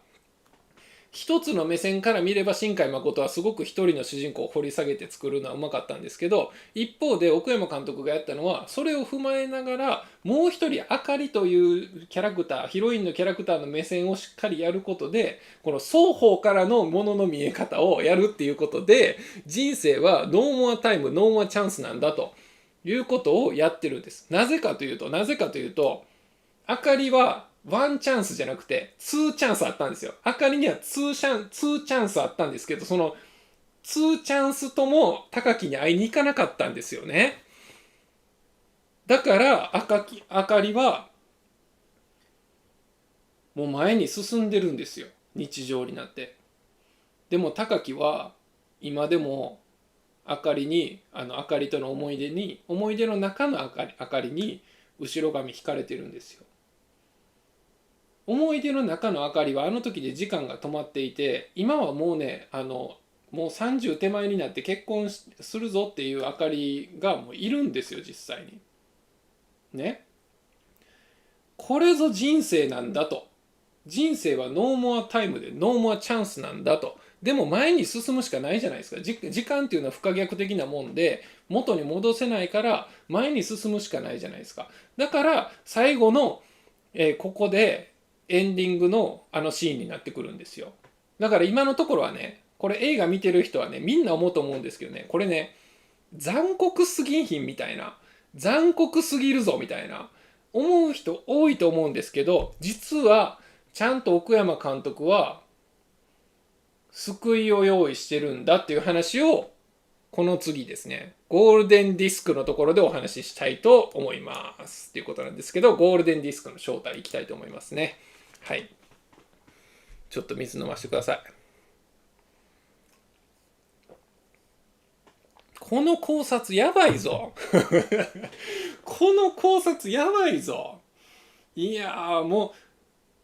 だから山崎正義の曲ありきで作られた映画なんで、当然ねやっぱ山崎正義は出すし出さないといけないけど、マスターピースだけどそれだけでは終わらんぞっていうのが奥山監督のやっぱねこのひねり利かしたところだと思うんですよね。そこにこの実写版の魅力のほぼね全てが詰まってるし、その全てが詰まってるこれのためにこの全編通して一つのコンセプトに対してずっとこう一貫してキャラクターの配置から物語の構成から演出からもう全部やってきてるっていうところで、奥山監督ってすごいぞみたいな34歳だぞみたいなとこでね、このゴールデンディスクの話したいんですけど、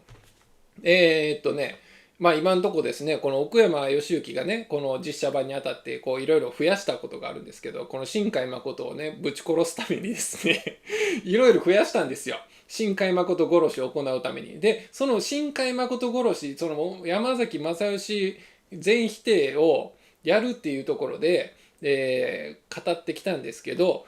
このままだと高木がかわいそうすぎると思いませんか皆さん。高木くんがね、もうね、もう本当にかわいそう。だからアニメ版もかわいそうですけど、アニメ版はね、なんかね、救いがないんですよ、正直。最後のね、ラストシーンまでね。最後のラストシーンもまあ正直救いがないんです。でも、今回の実写版のラストシーンは、高木くんに救いがあると思ってます。なので、ここまでの解説した内容はものすごく高木くんにとっては心苦しい内容なんですけど、これから、高木くんに用意された奥山監督からのプレゼントというか、高木くんよと、高木くん大変だったと思う、わかると、でもこれからお前はそこで終わりじゃないぞと、高木くんはきっと大丈夫と奥山監督が言ってあげてるようなシーンについて解説したいと思いますけども、これがね、ゴールデンディスクという話なんですけど、まずね、このゴールデンディスクってこれ、原作になかったんですけど、映画でね、実写版で増えてます。これね、本物のゴールデンディスクの役割については僕は知りません。全然詳しくないんで。ただ、映画の中で、小川館長という古藤先生がね、古藤先生の人が言ってる説明によるとですね、このゴールデンディスクというのはですね、ボイジャーにくっついてるんですよ。ボイジャー1号2号にくっついてて。で、ずーっと宇宙の銀河系の果てまでずーっとボイジャー進んでいった先に、もし地球人みたいな、なんか宇宙人みたいなのがもしいるならば、人間と地球人と友好的な関係になれるこのきっかけが必要だろうということで、このゴールデンディスクというのに日本語だったり英語だったりなんかいろんな中国語とかわからないですけど、いろんな言語の「こんにちは、あなたと友達になりたいですよ」みたいなメッセージを、入れたレコードなんです。レコードで、この表面に書いてあるこの謎の模様は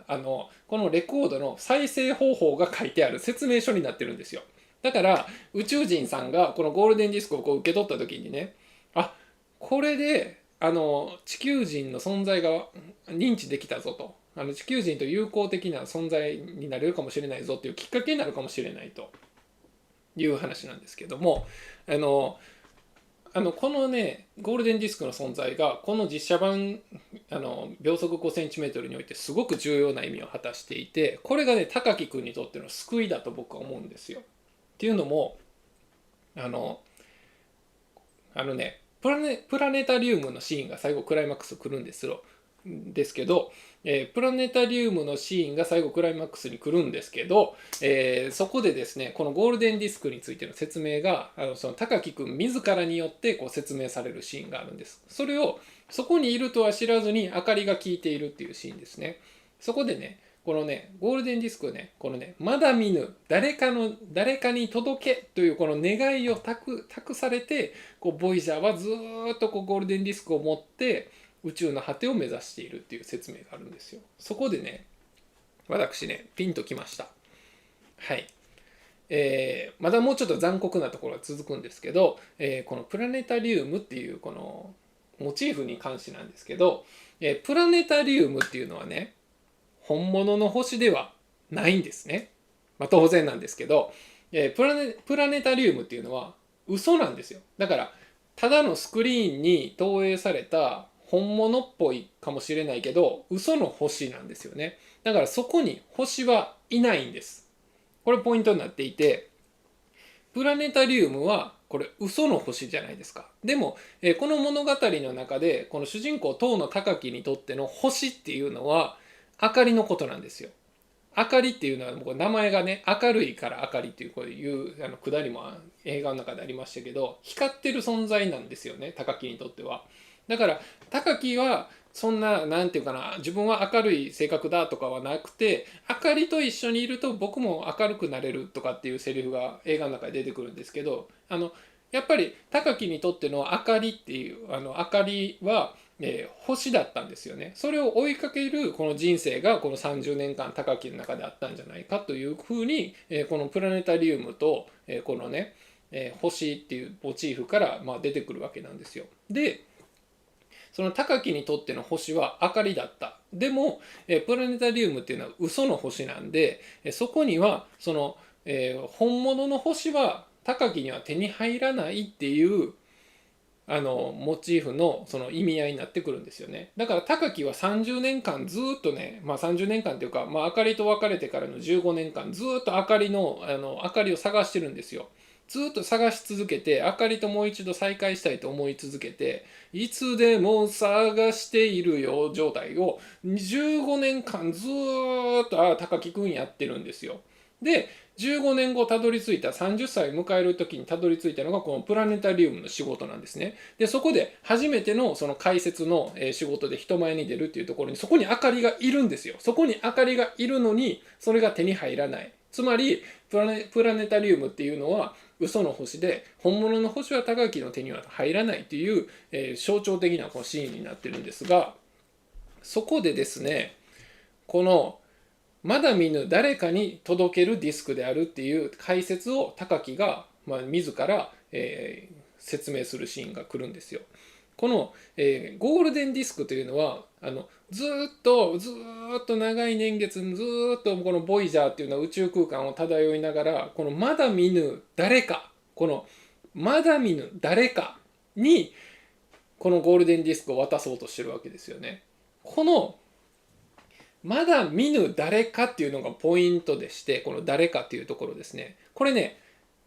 明かりじゃないんですよ。ね。そう考えてください。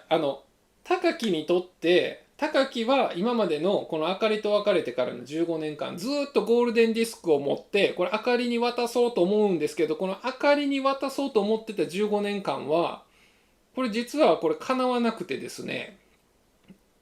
渡すべき相手は明かりじゃないんですよ。明かりじゃないんです。明かりはゴールデンディスク受け取らないんです。なぜなら2回2チャンスあったのに、プラネタリウムの後で高木に会いに行くこともなく、約束の場所に明かりは現れなかったわけですよね。その約束を覚えていたのにもかかわらず。明かりはもうね、誰かのゴールデンディスクを受け取って結婚してメルボルンに行くんです。メルボルンにもう引っ越しても海外に飛んでいくんです。もう明かりはね、誰かのゴールデンディスクも受け取っちゃったんですよ、もう。だから高木君は日常になってるんです。でも高木君誰にもゴールデンディスク渡せてないんですよ。まだ見ぬ誰かに渡すためのものなんでね。明かりではない誰かに渡すためのもんなんだっていうことなんですよ、ここは。で、ここで来るのが、このディスクを受け取るのは受け取る誰かっていうのはこれ明かりではないと。もうこれね、決定的なのはここなんですよ。このね、プログラミング等の高木って書いてあって、もう等の高木がそこにいたんだっていうのを明かりがもう革新的に分かった時に会いに行かなかった。ここがね、ゴールデンディスクのね、渡す相手が、高木が渡す相手は明かりではないっていうもう決定打なんですけど、ここでね、全ての今までの演出に辻褄が合ってくるということなんですよ。っていうのは、だから、ゴールデンディスクを渡す相手あかりじゃなかった。だからあかりは高木に会いに行かなかった。で、映画の序盤からずっとあかりと高木はすれ違ってもうすごくもう目の前ぐらいの距離にいてても会わない。その会えない、その再会できない、その再会するべきではない2人。この、演出の意味も全部このゴールデンディスクを渡す相手はあかりではなかったと考えれば辻褄が合うんですよ。で、この原作にはない追加要素を思い出してください。原作にはない追加要素は、この奥山監督が追加した要素は、宮崎あおいと古藤先生とかもあるんですけど、もう一人忘れちゃいけない人物が一人いるんですよ。この人なんですよ。この人、水野さん。水野さんです。水野さん。逆に言うとですよ。高木かわいそうすぎるやろってみんな思うじゃないですか。違うんですよ。水野さんいてますよ。水野さんに最後伝えたでしょ。水野さんのこういうところが本当は好きだったんですよと。で、その時水野さんなんて言いましたか？遅いよ。いや、遅くないかって言うんですよ。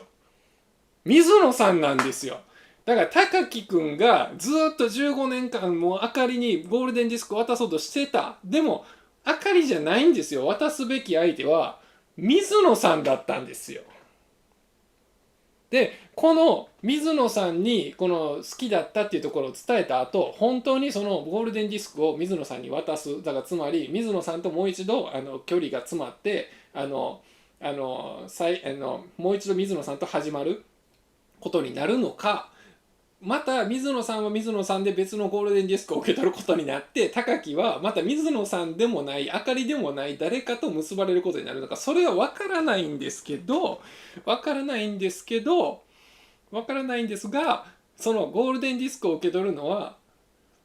そのあかりではなかったってことなんですよね。そこがゴールデンディスクがまだあって、その誰かに渡すことが将来できるかもしれないという余地を奥山監督はこの脚本の新しく作った脚本の中で高木君にプレゼントしてるんですよ。だから水野さんのことを映画でこれだけ詳しく描くことが必要だったんじゃないかと僕は思うんですよ。だからちゃんと高木君のこと見てる子おるよってことじゃないですか。でそこで生きてくるのが森七菜なんですよ。森七菜がやってる隅田さんっていう子は高木君のことがずっと好きだったんですけど、思いが伝えられなくて、そのままこうボイジャーになってしまったんですよ。ですがそういうことが人生でいっぱいありますよってことなんですよ。人生はノーモアタイムノーモアチャンスなんで、この水野さんももう失われてしまったご縁かもしれないんですけど、もしかしたらあれがきっかけで戻るかもしれないっていうところの含ませに、折りたたみ傘を借りてたけどそれを伏線でずっと持ってて、最後の、話が一段落ついた時にあれを返しに行くでしょ。あれが奥山監督が仕組んだね、高木君に対しての希望ですよね。高木君がこの先誰かとこの幸せになってゴールデンディスクを渡すことができて幸せになるかもしれないよっていう。で先の未来には宮崎あおいみたいにずっと引きずっててワンモアタイムワンモアチャンスと思ってたけど、いやこれはもう日常なんだということで前を向いてまた別の人と結ばれていく宮崎あおいみたいなのもいれば、いろいろ人生の甘いも酸いも知ってですね、小川館長みたいにですね古い昔の自分を見ているようだということで、高木君みたいなのが来たらこうアドバイスしてあげたり仕事も与えてあげてっていうすごくね優しい大人になったりとかねするかもしれないっていうこの余地が、このボイジャーがねまだねこれ太陽系の中を外をこう出てね30代以降のこのまだ見ぬ人生に踏み出したわけじゃないですか。でその先に何があるのかわからない、そのわからないものとの関わりのためにゴールデンディスク運んでるわけなんで、そこにね全部このね映画に出てくるモチーフがつながってくると思うんですよね。で映画を見た人は思い出してもらいたいんですが、この映画一番最大の改変があって、これね原作の最後のラストシーンは踏切のシーンで終わるんですよ。踏切で高木がすれ違うんですよ、あかりみたいな人と。であかりかどうかわからないんですけど、あかりみたいな人と、踏切ですれ違ったら、踏切が降りて電車が来るんですよ。だから電車が来てその振り返った高木はその人があかりだったかどうかわからなかったっていう話で、終わっていくんですよ。ですけど、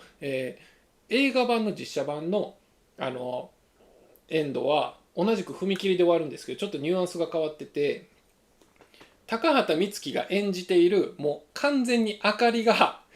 高木とすれ違うんですよ。で高木はあかりかもと思って振り向いたら、同じく原作と同じように電車がこうね通るんです。電車が通るでしょ。で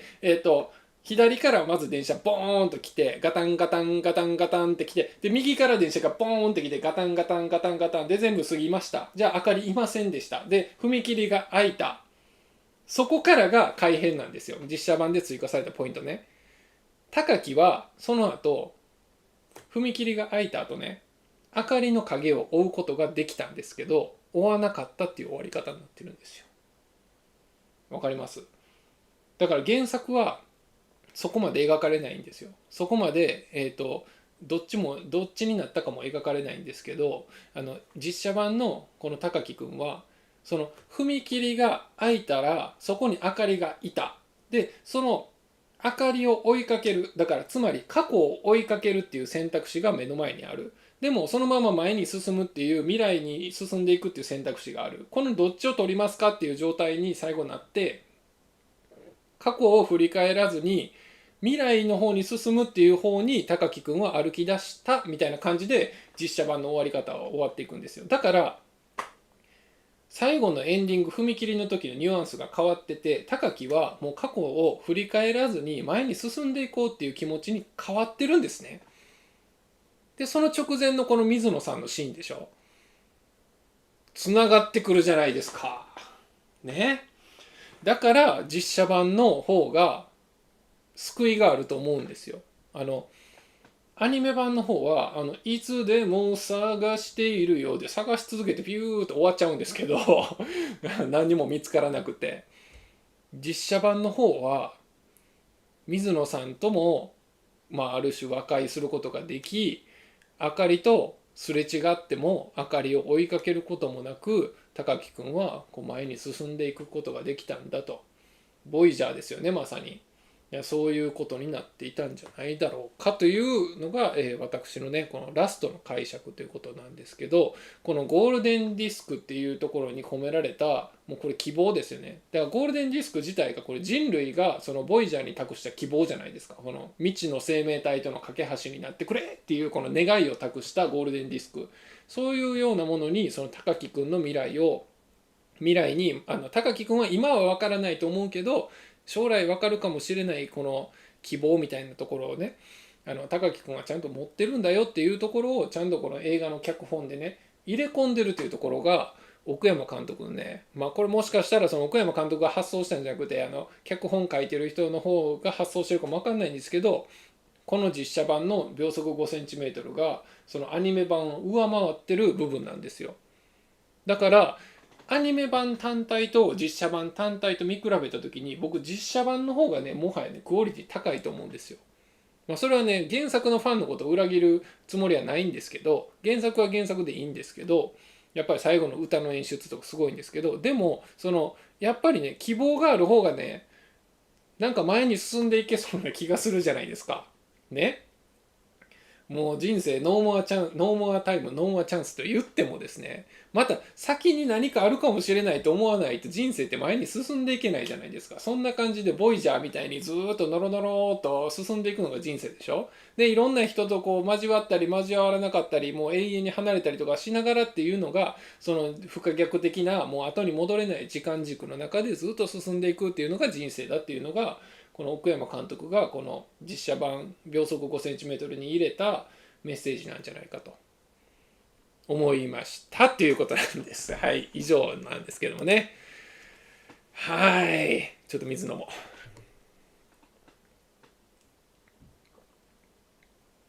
はい。はい。っていうのがですね、僕のですね、秒速 5cm 実写版の、感想なんですよ。はい。いろいろ喋っていきましたけども、あれですよね。こ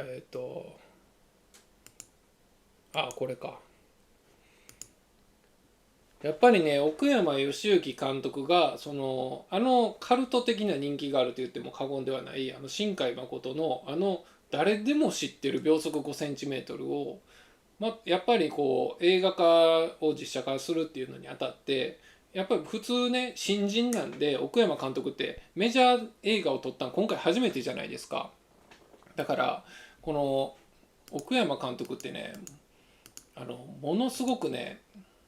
多分プレッシャーがあったと思うんですよ。新海誠についてるそのファンを裏切るわけにはいかないとか、やっぱ山崎正義の曲は何としても使わないといけないとか、いろんなプレッシャーを感じながら奥山監督は今回実写版を作り上げたって思ってるんですけど、ものすごくねハードル高いと思うんですよね。特にその商業的なアニメ、誰でも知ってるようなアニメ、そのジョジョの奇妙な冒険実写化するのとはわけが違うじゃないですか。やっぱり新海誠の秒速 5cm じゃないですか。だから新海誠の他の映画いろいろあるけど特に一番重要と言っても過言ではない新海誠の原点的な作品が秒速 5cm じゃないですか。でそれをこの34歳か3歳の奥山さんが映画化するってものすごい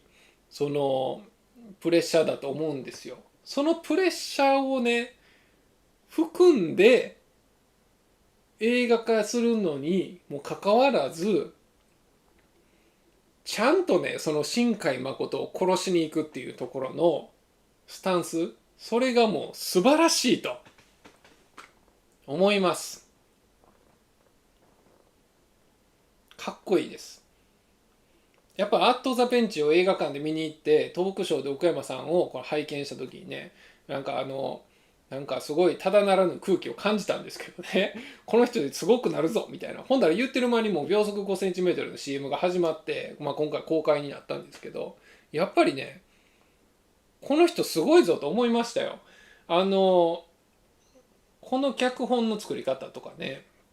まあ、脚本家の人は今回は別ではいてるんですけど、まあ、必ず協力してやってるはずやし、やっぱ奥山さんも商業的映画のデビュー作品ということでもうできるだけのこと全部詰め込んでやろうと思ってたのにもかかわらず、そのパンフレットとか読んでると予定してたけど取りこぼしてしまったシーンがあって、その重要なシーンなのに取りこぼしてしまった、そのスケジュール的にも取ることができないというところでもうこう病んでしまって、奥山監督のご飯も食べられない時期があって撮影してると。しかもね、今回ね、映画にあたってね、四季を取らないといけないんですよ。春夏秋冬全部取らないといけないんで、その春夏秋冬全部取ろうと思ったら1年かかるんですよ。だからもう松村北斗とか高畑充希とかを1年くらいね、拘束、まあ、丸まま拘束してるわけじゃないけど、1年間ずっと通して季節ごとに撮影挟んでいて、そういう方法でこの映画作り上げてるんですね。だから逆にしんどくないみたいな、その奥山監督が乗り越えれてるのがすごいと思うんですよ。だから今回ね、心なしかね、奥山監督とね、この松村北斗のね、この髪型がね、なんかね似てるんですけどね、これね。で奥山監督と松村北斗の髪型似てるんですけど、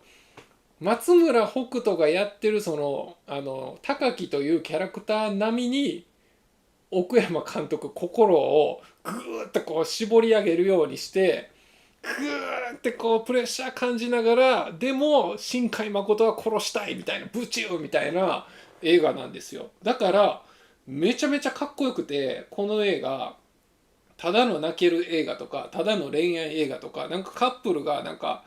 ちょっとデートで見に行こうぜみたいな映画じゃないんですよ。なんかめちゃめちゃ気迫が伝わるというか、その奥山監督の本気度合いがやばくてですね、しびれましたわ久しぶりにあの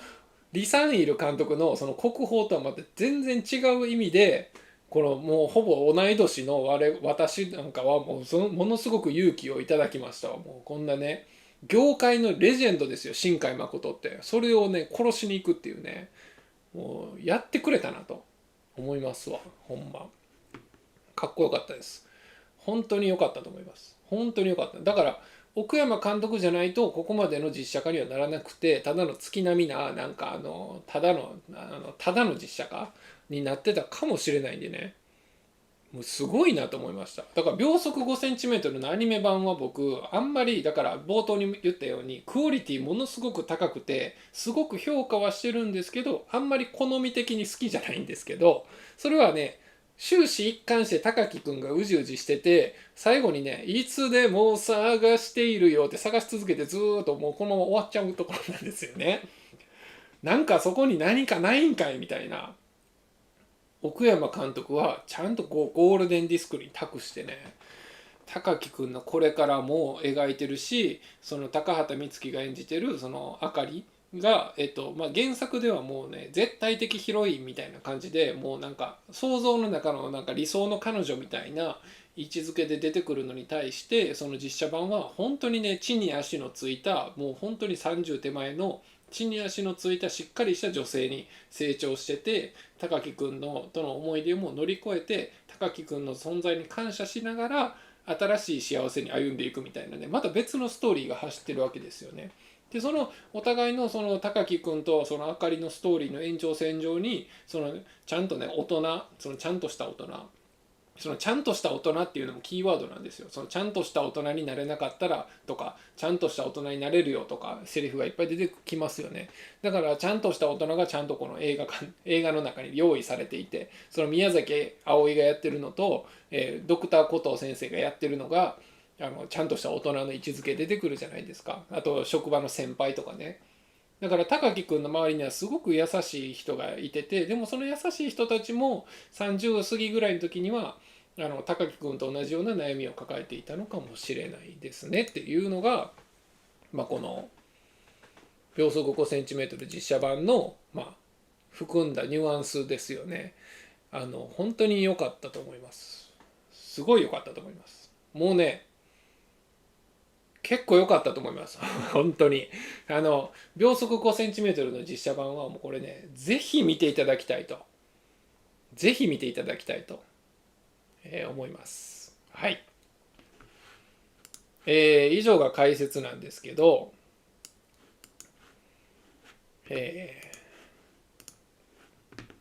はい。ということで、ちょっと水飲もうかな。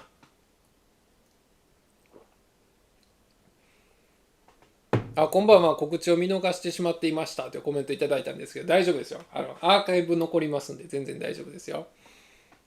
もうね、皆さんね、ご無沙汰してます。本当に。なんかプリキュアのね、映画のことをコメントいただいてますけど、あの、プリキュアの映画ね、見る機会あったんですけど、なんか見逃しちゃいましたね。なんか時間的に見れそうな時あったんですけど、見逃しちゃいました。で、スカーレットね、11月の20何日か、21日ぐらいやったと思うんですけど、細田守監督の、果てしなき、果てしなきスカーレットっていう映画が公開されるんですけど、あれは楽しみですね。僕、細田守はあんまり好きじゃないんですけど、またかいみたいな、新海誠もあんま好きじゃないんですけど、細田守もあんま好きじゃないんですけど、それは厳密に言うと、サマーウォーズよりも後の細田守はあんま好きじゃないんですよ。で、時をかける少女とサマーウォーズの細田守は好きなんですよ。で、細田守が今度果てしなきスカーレットってやつで見れるかもみたいな期待感が僕の中にあって、この11月は絶対ね、この目玉になってくるのは果てしなきスカーレットかなと。もうこのね、秒速 5cm で、このかなりね、今回すごい考察したんですけど、もうね、ここまでの考察なかなか出ませんので出ませんので、もう果てしなきスカーレットまでもうお休みしたいなという気持ちなんですけど、で、面白そうな映画があったら、語っていきますよっていうスタンスですね。で、今回ね、この国宝の動画がね、めちゃめちゃ再生して、いろんな人にね、見てもらってるんですけど、今、81万2000回再生されてまして、もうね、自分でもね、びっくりするぐらい再生されててですね、もうついにね、これ、那須尾館長の時代来たかと思いましたよ。6000人くらいのね、チャンネル登録者やったんですけどね、もう1万900人ぐらいでもう4000人、5000人近く増えてますからね、すごいんですけど、ありがたいんですけど、そんな時に、ある出来事があってですね、こっからはもう完全に、なんていうかな、雑談です。雑談なんですけど、あのね、国宝の動画を見てだと思うんですけど、ある、まあ、本人が見てたらあれなんですけど、ある、映画関係者から、ご連絡を、いただきましてですね、あの、とある映画を紹介してもらえませんかっていう、俗に言うですね、案件っていうやつがですね、案件というやつがですね、私みたいなですね、この小粒の YouTuber に案件の依頼が来たんですよ。で、メールで連絡いただいたんですけど、いろいろ書いていただいてたんですけど、その映画を深掘りしていくのがすごくいいので、なんかそれを生かして、この、遠い山並みの光っていう映画やってたじゃないですか。二階堂ふみと広瀬すずとかが出てる、遠い山並みの光という映画があって、で、それの宣伝をしていただけませんかみたいなオファーだったんですよ。で、ありがたいなと思ったんですけど、案件、まず案件が来ました。で、その案件がそういう内容です。遠い山並みの光を言うたら宣伝してほしいということです。解説して動画にしてほしいと。で、その遠い山並みの光が、公開されるも直前だったんですけど、僕ねそれね気になってたから、そもそもその映画を映画館で見に行く予定だったんです、その週末ね。だからこれ面白かったら、これお金ももらえて、なんか動画もアップできてめっちゃええやんと思って案件を受けようかと悩んだんですけど、結果的にもうさっき結果を言うと、その案件を丁重に、お断りさせていただいたんですね。っていうのもですね、もし受けていたらなんぼのお金になってたんかというと、多分ですけど、このなんていうか YouTuber 業界の、相場としては、多分ですけど多分5万から10万ぐらいはもらえてたと思います。わかんないですよ、わかんないですけど、まだ見積もりも出してなかったんで、見積もり出してくださいっていうメールの内容やったんですけど、見積もり出してないか通ったか通ってないか分かんないですけど、なんかね大体ねチャンネル登録者にかける10が、基準になると。でその動画の再生がどれぐらい見込めるのかっていうところで、それをなんか足したり引いたりするということなんですけど、僕ね YouTube ライブは見てくれる人はもう結構ねコアな皆さんというかね、今コメントいただいてる皆さんが、だいたい YouTube ライブいつも見てくださってると思うんですけど、新規の人っていうかね、そういうなんていうかな、 YouTube ライブをずっとこの2時間ずっと見れるよみたいな人は結構実は少なくて、動画の方をみんな見てる人は多いんですね。で後で切り抜いてアップしてる動画の視聴者が多いから、YouTube ライブでは結構わりかしね好きなこと言えるんですよ。でいうスタイルでやらせてもらってて、でその案件は断ったんですけど、なんで断ったのかということなんですけど、結構周りの人からはもう案件いいやん、受けたらいいやんみたいな話だったんですけど、やっぱりね僕ちょっとポリシーがあって、その0か1かって結構違うと思っていて、その1回でも案件としてその映画の宣伝の仕事を請け負ってしまったら、もう100回請け負ってるのと同じっていう感じなんですよ。っていうのも、僕は普段工場を経営してて、これ本業っていうか、これ YouTube 活動と別で日常的な工場の経営者として仕事をしていて、でそっちではそっちでもう 100% こうビジネスのことを考えて、一生懸命やってるわけですよね。でその日常的には一生懸命やってるビジネスのことを考えてる一方で、その空き時間を利用して映画見たりとか映画の解説をしたりとかしてるわけなんですよ。でその映画の解説の方も仕事になったらどうなのかっていうのを考えたんですよ。で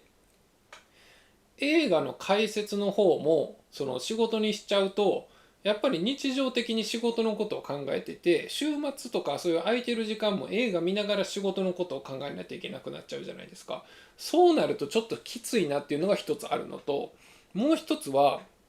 これね、ビジネスかアートかみたいな話になってくるんですけど、かっこよく言うとね、かっこよく言うとビジネスかアートかみたいな話になってくるんですけど、その金儲けはビジネスじゃないですか。でも僕の今これやってる YouTube 活動っていうのはどっちかっていうとアートだと思っていて、なぜかというとアートっていうのは、僕の意見に100人の人が僕の意見を聞いたとしたら、そのうち99人が僕のことを否定して、お前の解説は違うとか、お前の考えすぎじゃねえみたいなツッコミ入れたとしても、たった100人のうちの1人、その1%の人が僕のことを支持してくれれば、僕のアートは成立するんですよ。僕の映画解説は。だから僕の映画解説っていうのは100人に別に受けようと思ってやってるんじゃなくて、この秒速 5cm の解説にしても100人聞いた中のたった1人でも、この那須尾館長が言ってることがもし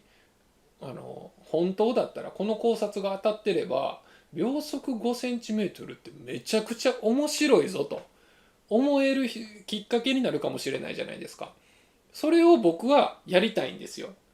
だから映画の面白がり方が広がるきっかけになるような活動をしたいと思って、この YouTube 活動をずっとやってきてるんですよね。だからそれがゴールなんですよ、僕の。だから金儲けは別にゴールじゃないんですよ、今んとこは。だから本業のその工場の経営がどうしてもうまくいかなくなって、僕が工場がなんか辞めるというか倒産しましたと。で、例えばですよ、倒産したとしたら食いぶちに困りましたとなったら、僕は案件は喜んで受けさせていただきますけども、今のところは別に食うに困ってるわけでもないし、それなりに映画の趣味ってあんまりお金かからないんでね、時間はかかりますけど、映画ね楽しむこともできてるわけですから、別に何不自由ない生活してるわけですけど、そこにそのお金儲けみたいなのってこれ以上別に必要でもないんですよね。本業の方からそんな大した給料を取ってるわけでもないんですけど、もう人並みの生活できたらいいっていうのがもう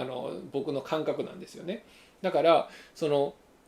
ビジネスかアートかみたいな話に戻るんですけど、やっぱり僕が YouTube でやってるのは、100人が聞いても99人が僕の意見を否定したとしても、1人さえ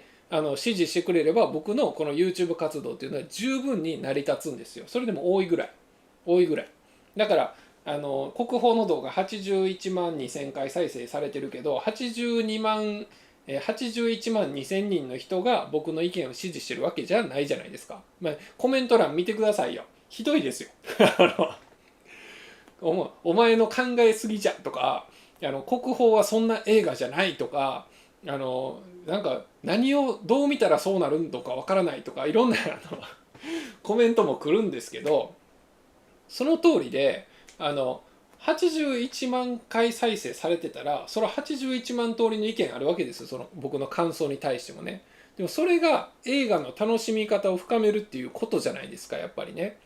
だから見知らぬ僕みたいなやつの YouTube を見てね、コメントでねわざわざ書いてくれるっていうのはね、すごいもうアクションを起こしてる時点ですごいことなんですよ。それはもう映画に対してやってるアクションでもあると思うんで、その人の映画のなんか面白がり方、その那須尾館長の言ってる意見は違うけど、俺はこういうふうに思うっていうのは映画楽しんでるじゃないですか。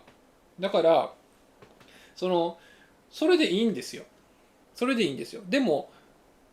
映画をビジネスにしてしまうと、100人のうちの99人を満足させられるようなサービスを皆さんに提供しないといけなくなってしまうじゃないですか。だから例えば秒速 5cm 宣伝してくださいと言われたらですね、秒速 5cm を売り上げにつながるような、100人のうち99人の耳に、心地のいいことを言わないといけなくなっちゃうんですよ。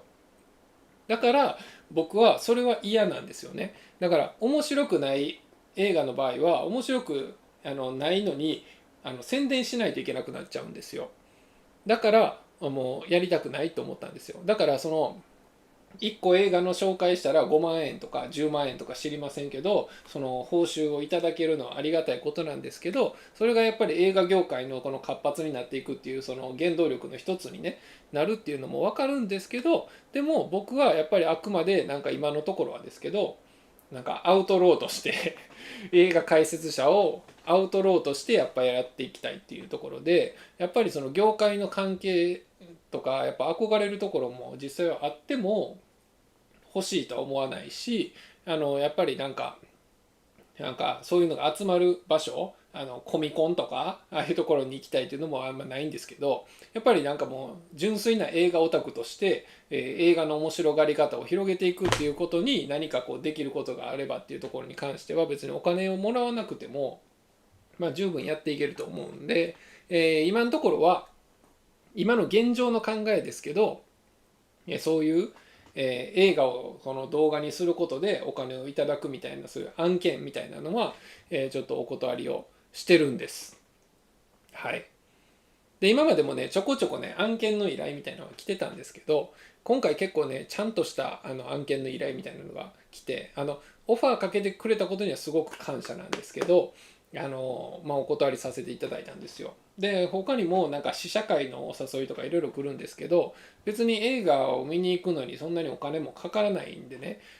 だって2時間の映画見るのに2000円払うってことは、1時間に1000円でしょ。だから1時間に1000円ってことはもうね、大阪府の最低時給よりも安いんですよ。だからめちゃめちゃコスパがいい趣味なんですよ、映画っていうのは。本ぐらい、本よりもまあ本の方がコスパいいかな。本の方がコスパいいけど、その次ぐらいに映画を見るっていうのはすごくコスパのいい素晴らしい趣味なんですよ。だからもう全然僕はその映画にお金、ね、をめっちゃ使わなあかんってこともないしね、別に映画を宣伝したからお金欲しいっていうのはないんですよ。っていうことで、ちょっとね、全然その秒速5センチメートルの話じゃないんですけど、もうその話はねもういっぱいしたんですけど、もうすでにね、ちょっと雑談でした。その案件が来たよっていう、那須尾館長さんについに案件が来たと。でも、お断りさせていただきましたと。でいうことと、その案件を受けるか否かっていうところに対しての、ちょっと私のですねちょっと考え方みたいなところを、まあ、ちょっと今お話ししてたんですけど、はい、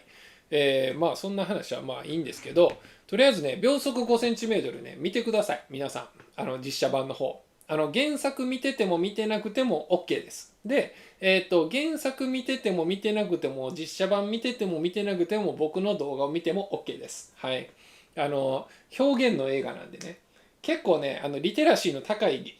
映画だと思うので、ちょっとパッと見ただけではねあんまり分かりにくいかもしれないです。僕もねユーミンのあの歌にたどり着くまではちょっと紆余曲折あって、1回目見た時は僕は高木くんの気分ですごく打ちのめされてですね、あのきつと思ってたんですよ。僕のですね、あの過去のね過去の恋愛経験がですね蘇ってきてですね、これは高木くんきついぞと思ってたんですけど、2回目見に行った時に、昨日ですね、おとついに、1回目見て昨日2回目見たんですけど、2回目見た時にねみたいな、ちょっとハテナに思ってたところがちょっと分かったっていうか、これボイジャーやぞとか思って、ボイジャーじゃんとか思って、ユーミンじゃんとか思って、そこから解説をまとめていったのが今日の話ですね。はい。だからね、やっぱね、まあ、ひらめきですね、これはね。だからもう、ひらめいちゃうと、どうしても皆さんにこうお伝えしないとあかんという気分になるんですけど、残念ながら、この国宝の動画を出してから、見た映画のこの、スーパーマンとか、鬼滅の刃とかバンバトルアフターアナザーとか、チェーンソーマンのレゼ編とか、まあ、どれも面白かったんですけど、その絶対にこれ皆さんにお伝えしないといけないと思うような